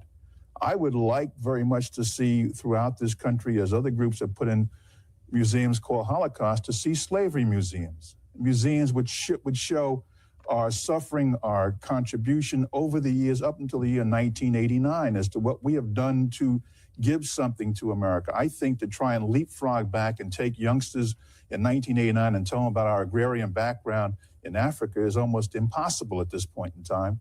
The other problem with this is I listened to one gentleman on the thing say, well, during the campaign, we talked about Michael Dukakis as being a Greek American. Well, Greek American pinpoints a country called Greece. African American does not pinpoint any country. It is a continent. And therefore, either you're going to play a game called European American or African American, or otherwise, again, we still haven't been able to refine ourselves down to where we come from, whether we come from Nigeria or Kenya. All right. Well, let me just go to. Now, first of all, so he chooses, this brother's saying he just want to identify based on nationality. It seems like he's like, look, I'm clear. We were enslaved. We did a lot of things. We made a lot of, contributions to this country that need to be, highlighted and even institutionalized via museums, right? Like it needs to be preserved and taught and institutionalized. And so that's what he's saying. And he's like, but I don't know if right now in 1989, if we should be talking about, our ancient past, and he's like, nah, I don't know if that's it. And so he's just saying, just call him an American. He didn't even name he didn't even suggest an ethnic, a name for an ethnicity or a group. He just wants to be identified. He just wants to identify based on nationality. I'm here, I'm in America, but he's like, yeah, I'm not doing all that African American or Black American stuff. What are your thoughts on that, Brother Ankh? That once again, that's his choice. That is his choice. And whether you like it or not, there's going to be a cultural difference between in America with against white people, what we call white people and Black people, and that kind of speaks to the conversation we had a little bit earlier, Doc, when I was saying, and you made the point that we practice Christianity different. Yeah, we do. We actually can in some churches, because some Black churches have white pastors, but in some churches, Black churches have white pastors, right? But in some churches, you can go and see the cultural differences, depending on, watch this, Catholics, Black Catholics, they worship the same way. Okay. Pentecostal church is typically white. They dance and all that. And so it's a fine line there. But at the end of the day, we do have things that are different. I often say for years, I think, we should definitely celebrate the differences now. No, absolutely. Right. He want to celebrate the similarities. That's fine. But I think for us, so we don't get lost in the minutia, right? We should celebrate our differences, because I think it's our differences that make us great. That's just for me. The things that make us different, okay, the parts that stand out for us. I think that's important, because that's what we actually lost. We got it, okay. We got a similar. That's fine. But those things those Africanisms that you talked about, that seep out, that ooze out, and all that, I don't have a problem with celebrating that at all. Right. And still understand that my ancestry, for 400 years is in America. I love my great grandmother. I met her. I met my great great grandmother. I met my grandmother. Met my aunts, my great aunts. I love them. My father, right? Buried in this land right here. We fought in all the wars, World War I, World War II. So I don't know why people talk about me no, I understand. You know what I'm saying? Where my bones is thrown at. Come on, that part. Yeah, so I don't know what y'all talk. They just misconstrued me. I've never said I was a Pan-African. I just don't have a problem with Pan-Africans. I don't get it. I'm like, there's a lot of things you can learn from a Pan-African. There's a lot of things you can learn from an African. Like, you don't just go to war with somebody because they say they're Pan. You go to war. Matter of fact, you don't go to war with them. You just have intelligent conversations. See this conversation right here? It's a very affluent, intelligent conversation. We can hear where all sides coming from. They ain't calling each other tethers and this, that, and the other. It's crazy. The communication style these days, it actually breaks us apart, which is crazy. We can't afford. That's what we can't afford. No, we can't. How about that? Can't afford that. Yeah, and I'm with Queen Mother Betty Jenkins. She said, "Call yourself whatever you want." At the end of the day, Sister Betty Jenkins, Mama, I feel the same way. Mama's like, look, Sister Betty Jenkins said, "Call yourself whatever you want." At the end of the day, I'm with you. Sister Betty Jenkins. I'm with you 1,000%. But hold on, this is the last one. It's Kwame Ture, and then we'll close out. Mr. Ture here. In the 1960s, as I said before, you were one of the ardent proponents using the term black. How do you feel now about abandoning it in favor of African American? Well, I do not even use the term African American. I use the term Africans because that's what we are. We're Africans in America. There's nothing American about us. Our history has only been a history of struggle in America. We are the only ethnic group in America who have to shed our blood to make reform. To get the vote, we must shed our blood. To get our children to school, we must shed our blood. To get on a bus and sit where we want, we must shed our blood. To even get in a filthy 5 and 10 cent store, we must shed our blood. So I don't see how we could be American. We're Africans in America struggling against American capitalism. And only until it's destroyed will we enjoy the rights that everyone else is speaking of. Well, how do you respond to that, Mr. Llewellyn? Well, so what's your thoughts on what he said? I just want to run it back one more time. That's my guy, Kwame Ture. Peace be upon his soul. He said, let's go ahead. Hold on, let's go. Here in the 1960s, as I said before, you were one of the ardent proponents of using the term black. How do you feel now about abandoning it in favor of African American? Well, I do not even use the term African American. I use the term Africans because that's what we are. We're Africans in America. There's nothing American about us. Our history has only been a history of struggle in America. We are the only ethnic group in America who have to shed our blood to make reform. To get the vote, we must shed our blood. To get our children to school, we must shed our blood. To get on a bus and sit where we want, we must shed our blood. To even get in a filthy 5 and 10 cent store, we must shed our blood. So I don't see how we could be American. We're Africans in America struggling against American capitalism. And only until it's destroyed will we enjoy the rights that everyone else is speaking of. Well, how do you respond to that? Brother Ankh, what's your thoughts? I mean, that's what, he really think here, to him in his mind here, African in America, right? And that's the way he feel, but he's not a continental African. His genetics say different. And that's the way he feel. And that was a calling card for a lot of people. And, and that's where the war begins, right? Because most African Americans don't even connect themselves to Africa. They were like, we're not Africans. We know the difference between African. That's in the conversation. That never was, in our neighborhoods, we understood that you come from Africa. Right. And for him, he was embracing his Africanness. I don't see nothing wrong with that. Okay. I mean, that's his thing. I wouldn't lean these days because, we grow and we change. We get more information. These days, I just like to be clear. I like to be clear. For me, just saying you're an African is not enough. That's right. That's what I feel like. Just saying it is in these days, just because people be like you said, everybody's not on a science kick and this is what you mean. So I'm with you. Just saying, I'm just an African. That, like you said, to me, that's just not enough. It's not enough. That's not enough. It's too much for that. You finished playing the clip? Yeah. I'm finished. Go ahead, brother. So I want to show real quick my lineage, the woman's side of the house right here, the L. Can you see this? Yeah, we go ahead. Yeah, this is one little small part of my DNA right here. Okay. You can actually see it, L3, right? And if you look at it right here, you'll see Somali. You see Somali, East Africa, 70.33%. People in Nigeria, 67%, and so on, all the way down to Fulani, Lake Chad. And, if you read the test correctly, it's not saying that I'm a Somali. It's just saying that this L3 marker is found in high rates in the people of East Africa. That's what the test is really saying. And so it speaks to your point earlier that we are different groups, different markers, right? Amalgamating in the daggone Americas, ethnogenesis. So you can't deny the African aspect to you. And so you got an article right here.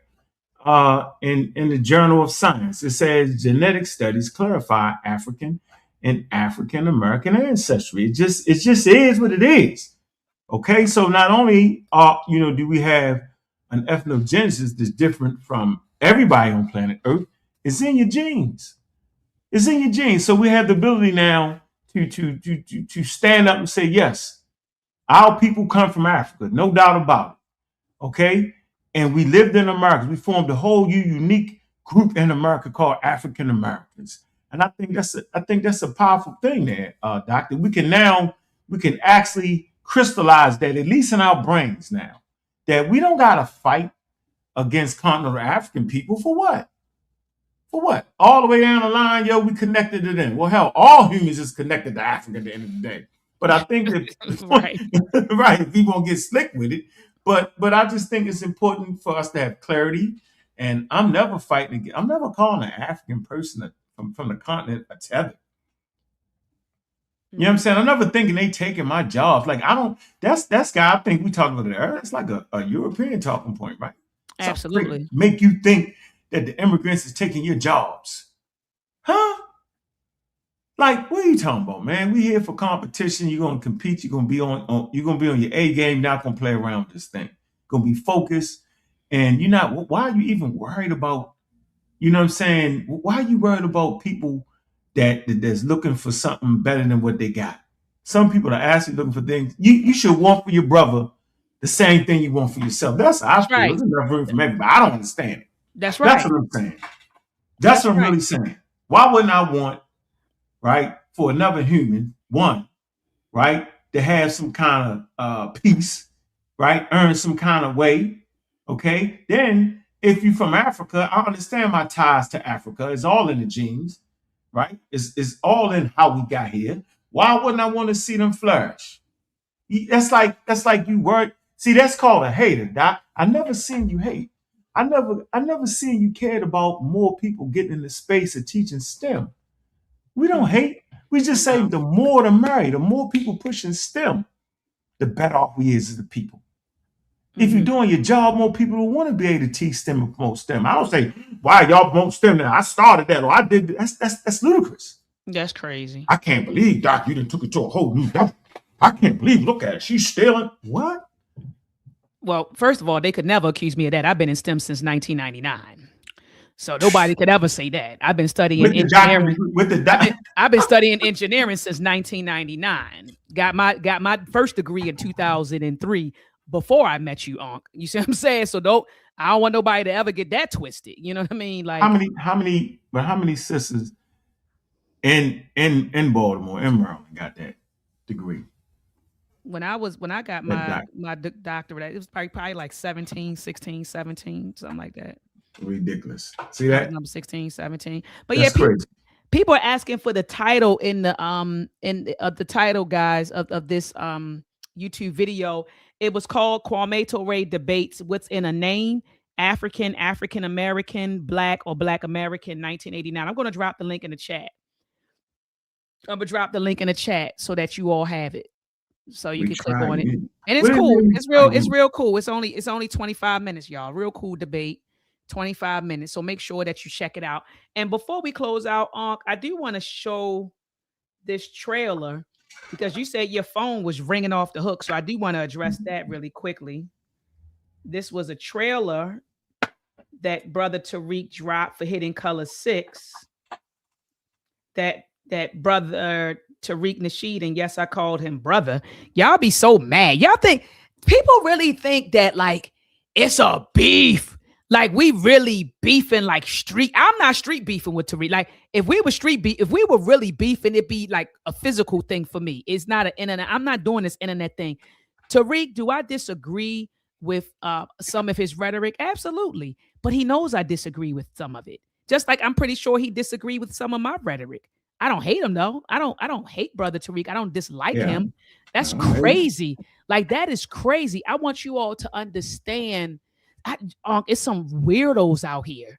People are really weird on this internet. So because you disagree with someone, that means you dislike them or you hating on them or you bashing them because you may disagree with them or because you may even critique their work. They think that you got a personal vendetta against a person simply because you're offering critiques. That's crazy. I don't dislike him. Do I disagree with the stuff he says? Absolutely, I disagree with the stuff he says about Pan-Africanness, the stuff that he says about continental Africans and diasporan Africans. Yes, I disagree with that. You know, but there's some stuff that he does say that I actually do agree with. So I just want to be clear. But when I critique him, it's not coming from a place because I hate that brother. Like, y'all are bananas with this stuff and real weird. And let me let you in on a big secret. None of us know each other personally. Right? They keep acting like y'all hang out at the movies. None of us know Go each to other. dinner. None of us know each other personally. You see people on different platforms and think everybody's friends and go to dinner and you're around my family, I'm around your family. None of us know each other personally. We don't. We may appear on each other's platforms. We may have debates. We may have discourse. But at the end of the day, that's just what it is. Tariq is getting ready to drop his Hidden Color 6. I had the opportunity to be on it. We shot the footage last April of 2025. So nearly a year ago, he started collecting the footage for the trailer and for the movie, but he never dropped the trailer and he never dropped the movie. Why he didn't, I don't know. But he just decided to drop it a couple of weeks ago. And so then Ankh's phone is blowing up. Oh, Dr. Martin. Oh. Well, let me play the trailer. Hold on. Let's do this. Worried about what I'm doing.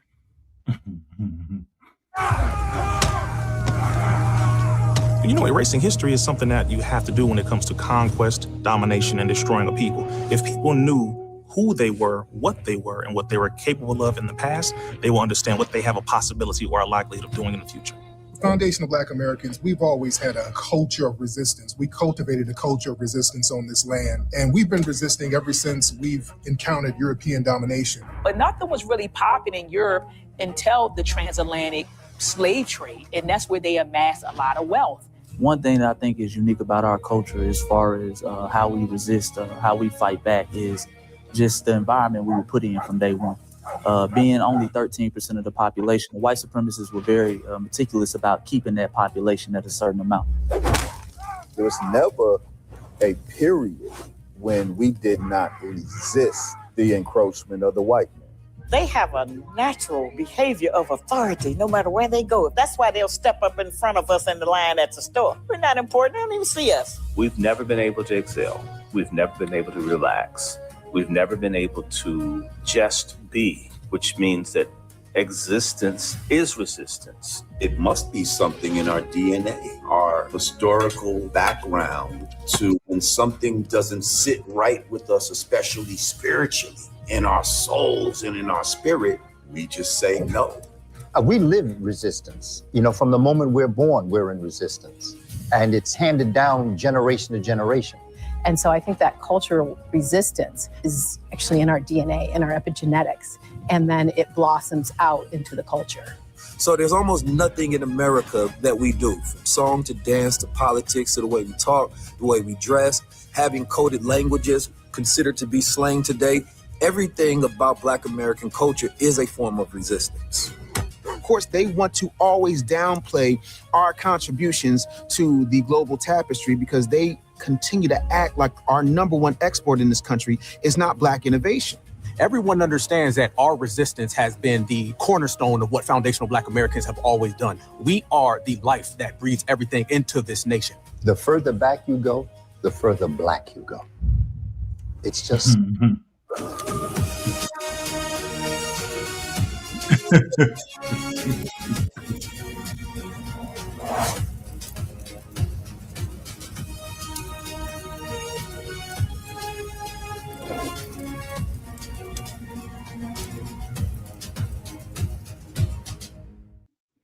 And so check this out, Ankh. Let me put us back on the daggone screen.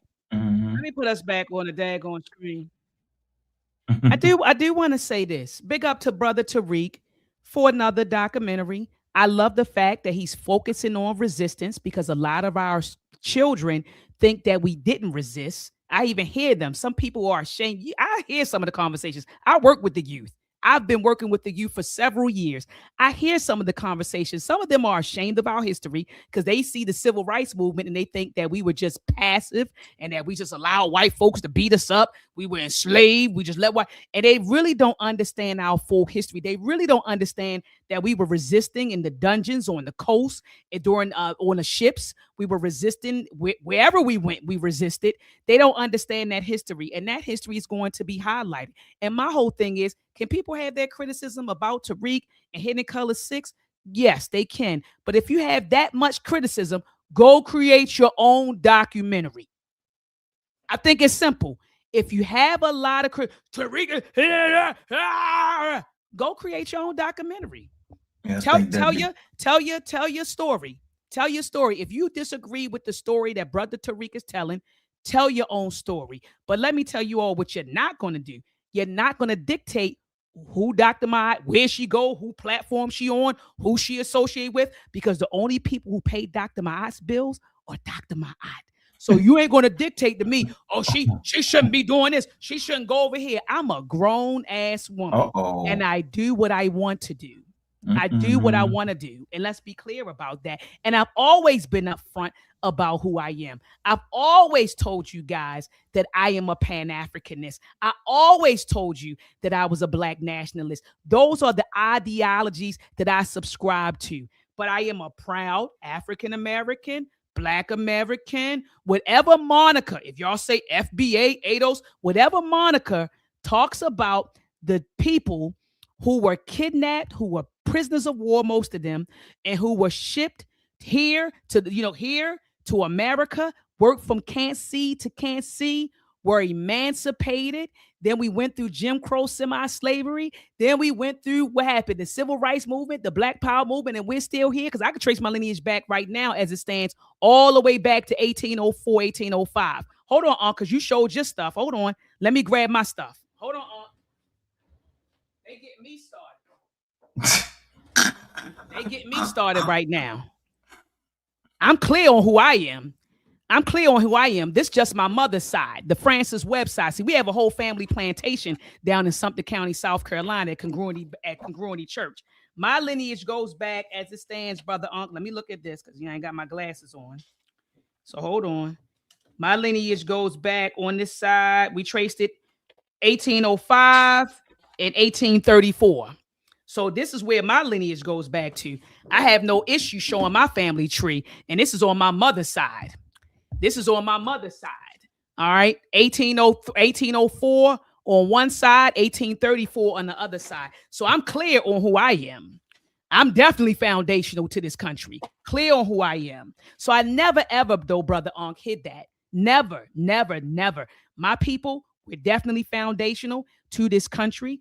Those are the people that's the lineage that I come from. One side, Sumter County, South Carolina. The other side, South Carolina and Maryland Eastern Shore. That's my father's side, Maryland Eastern Shore, South Carolina. My mother's side, all South Carolina. Both of her branches, South Carolina, paternal, maternal. My father, South Carolina and Maryland Eastern Shore. Been here hundreds of years. So I'm clear on that. But yes, I do subscribe to Black nationalism and Pan-Africanism. And nothing or nobody's going to change that. Period. And I'm going to continue to be who I am. I love my people no matter who you or what you subscribe to. I don't care if you ADOS. I don't care if you FBA. I don't care if you Black American. I don't care if you DAFA. I don't care. What's the new one you came up with, Ankh? FBAA. I don't care what moniker you all choose. Dr. Ma'at loves you regardless. And whatever ideology you subscribe to, I love you regardless. And I understand and I respect that is your right to self-identify the way you choose. But just know and understand that Dr. Ma'at loves you regardless. Brother Ankh, do you have any closing words for the listening audience? Isaac Jones was born on June 2nd, 1857 in Hanover County, Virginia. See, I know mine's too. I can show mine's. Boom. I can show you right where I fit right here with Isaac Stanford, right? Isaac Stanford and George, my great grandfather. So grandpa right here. See, I know where I'm at, the Jones family, right? So I'm clear on who I am. And everybody got to fit in this world the way they see fit. right? Right. You know, I never. Hold on real we quick. had- Nabzy, you go produce your own. I'm busy doing other things. You go produce your own. You produce your own documentary. I'm producing STEM programs and producing engineers. You go produce a documentary. Go ahead, brother Ankh. So it's not off kilter for me to say, I can't tell Doc what to do because she grown and she been solid with me. She has the right to pick and choose how and what she want to do. I always say, no, I think the Hidden Colors documentaries are pure pseudoisms. I said the only person I support in the video, I say the only one right is Dr. Meow. Don't I say it all the time? Y'all just get mad at me. You say it all the time, Ankh. You say, I don't like it. The information, you always, me and you talk about it behind closed door. You're like, nah, they got that wrong. They shouldn't be putting that out there. Woo, woo, woo, da, da, da, da, da, da, da, da, da. You say that all the time. But that's my calling. That's what I do. You know what I'm saying? That's not for her to do. And I hate that, right? I hate that people want to pigeonhole people. That's what you do. You do your thing.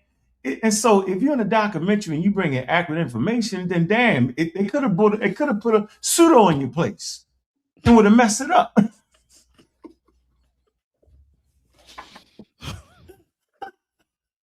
I ain't doing this with you. I ain't doing this with you. So I was like, man, at least I got a. And then I was lying to people. I didn't even know you was in 6. I thought she ain't in that.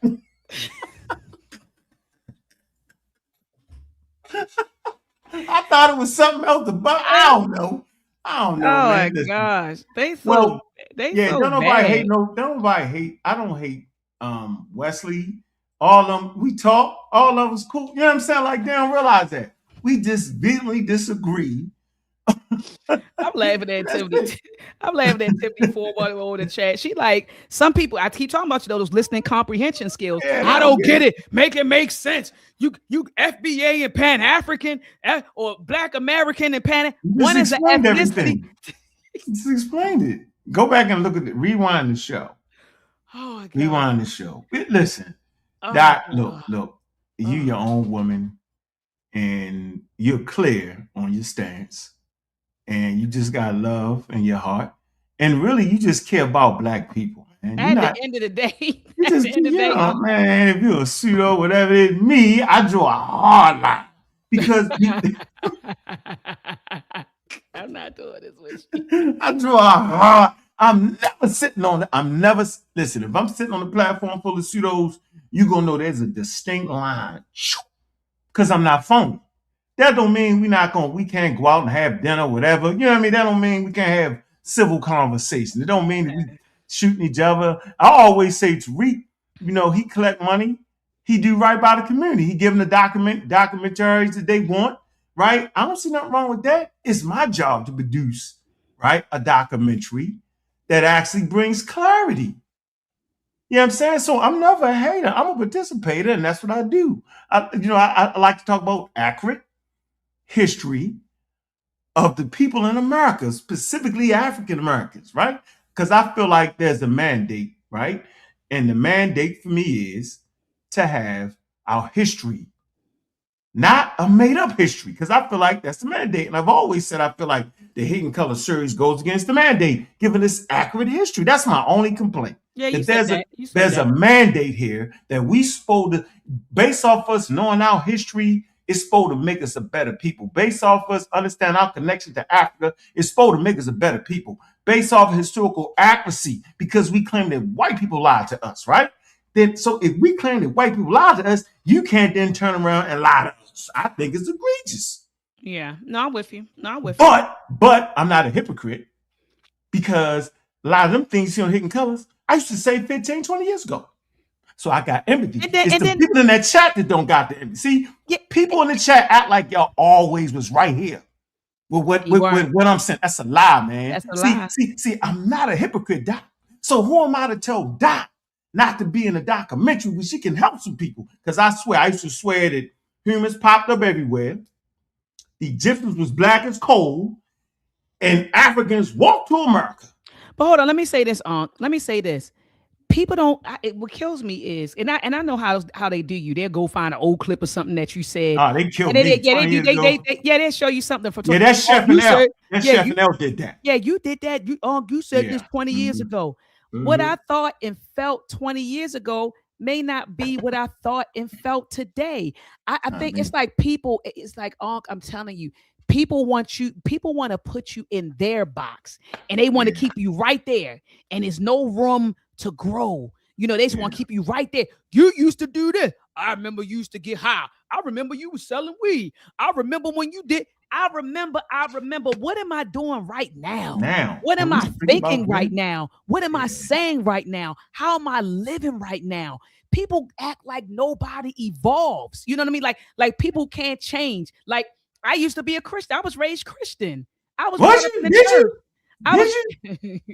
I'm a PK. I was brought up in the church. But I no longer subscribe to Christianity. Do I still go to church? Absolutely. I'll go to church and support my mother, who's a pastor. You sure will. You and Juju stop. What's that plan? Man, Juju was right there with me. So my point is, people grow, people evolve, and it's okay. But people want to, once they hear you say one thing, or you thought this is what they used to be, they want to keep you, they want to put you right here and keep you right there.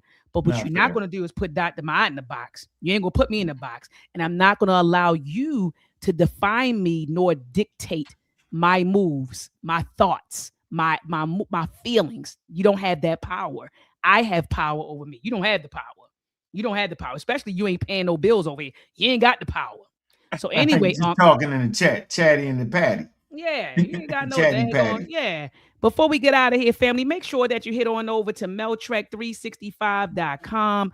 Grab your hoodie. This is a hoodie that's celebrating 100 years of Black history, from Negro History Week to Black History Month. And so let's wear history. Let's wear our culture. So I just put the link in the chat, man. So make sure that you click on the link, grab your hoodie. We're only pressing up 100s, and it's definitely a quality hoodie. Also, family, grab your shirt. Grab your shirt celebrating 100 years of Black history, from Negro History Week to Black History Month. Again, we're only selling 100 shirts. Once 100 are gone, that's it. Quality hoodies, quality shirts. Make sure that you grab yours. Brother Ankh, thank you so much for coming on, Warrior. I appreciate you. This was a beautiful build, man. Beautiful build. No hate nowhere. No. Love to the people. And all I can say is we're going to keep shining, Doc. That's all we're going to do. We ain't going to let them, we're going to be stronger than the forces that want to pull us apart. That's right. Okay? I've never heard you beefing with Tariq and none of them. You let them know you about to do a show. They already know I ain't got no sense on it. Everybody know it, but I ain't never lied and said wild, reckless things. I don't lie on people.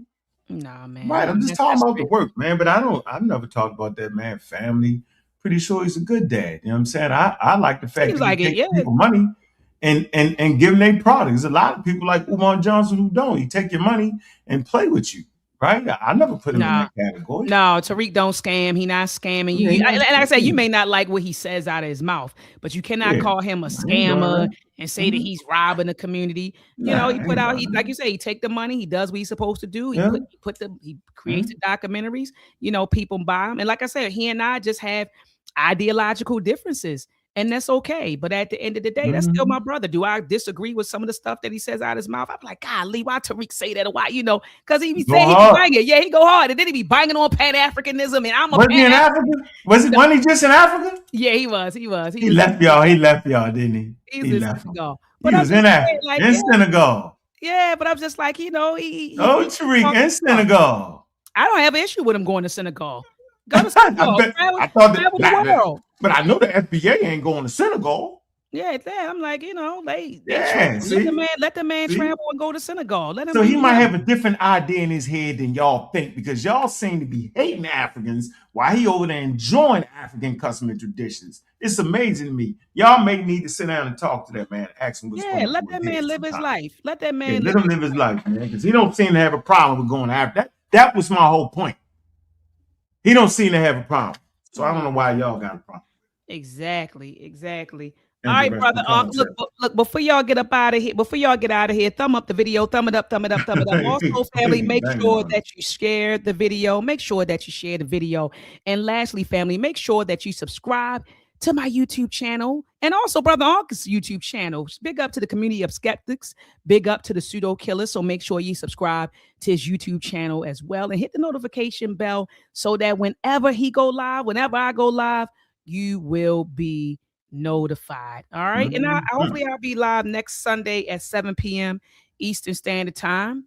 Brother Ankh, you going live again? You going live after this or you done? No, I'm done. I gotta get up early. I start a new account. I got a new account that Mom's starting at. Just keeping the business healthy, man. Appreciate everybody that has supported me through all my endeavors. And particularly, I appreciate the Black women who has been an integral force in my life from day one, from my aunts, my aunties, my grandmother, and my mother, and everybody else, and all the Black powerful women I met on the way. And Dr. Miyat is definitely one of them. I consider her a friend outside the internet. Same here. That's different. I know her children. I know her mother, right? Her father. Talk to him, auntie. Sit down, broke bread with him. And that's why when Doc get to talking crazy, I can't say nothing. She got what you want me to do. What you want me to say? If she want to be in Hidden Color 7, what I'm going to say? No, don't be in that. I can't. I gotta have it. She know what I don't know on something, right? What you want me to do? So leave the sister alone, man. Look, her work is powerful, man. And she's not saying if you FBA, you can't send your children to the STEM camp. No. You ain't heard her say that. If you in America, you can't come. She ain't saying none of that. She doing what she's supposed to do, giving everybody an opportunity to see the world through the lenses of nature, man. I think that's powerful, Doc. And we here in your corner from day one. I appreciate it. No, I appreciate it, Brother Ankh. All right, family. Join me back here next Sunday at 7 p.m. Eastern Standard Time. Peace out. Peace. Right beside the darts of the plan. Who stole ain't made an art of the man. The new knowledge of power. One more prayer. Knowledge is power, and power is knowledge. Break the chains and experience the knowledge. Find power in power, and truth in knowledge. Once you know, no one can take your knowledge. I read book after book, studying the power, spent hour after hour, learning black power, destroying lie after lie. For the power found self in these pages of conceptual power. I found the truth and I'm not letting go. Frederick Douglass and Booker T found power. Nat Turner found truth in his darkest hour. Mama Harriet set us free and stood for we. In these pages I found power in our history. UEP birthed the panther in me. In me, never let a fascist pig carry me, not me. Revolutionary thoughts, all I read. Normal for my soul, keep my spirit on high. Revolutionary thought is always on the rise. Yeah. Is always on the rise. Love. Knowledge is power, and power is knowledge. Break the chains and experience the knowledge. Find power in power, and truth in knowledge.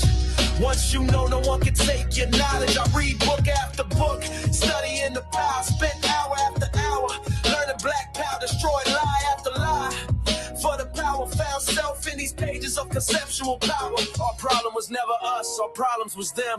Them being the ones who robbed and took us, kings and queens, nation builders. From stolen legacy to Anthony Browder, building institutions with black knowledge. Build black libraries for black scholars, building black minds, urban philosophy, urban black reads every one place. Black owned bookstores, we support your space. To all black authors, we give much thanks. Knowledge is power, and power is knowledge. Break the chains and experience the knowledge. Find power in power and truth in knowledge. Once you know, no one can take your knowledge. I read book after book, studying the power, spent hour after hour, learning black power, destroy lie after lie. For the power found self in these pages of conceptual power. Our problem was never us. Our problem was never us. Our problem was never us. Ooh. Knowledge is power, our power is knowledge. Break the chains and experience the knowledge. Find power in power and truth in knowledge. Once you know, no one can take your knowledge.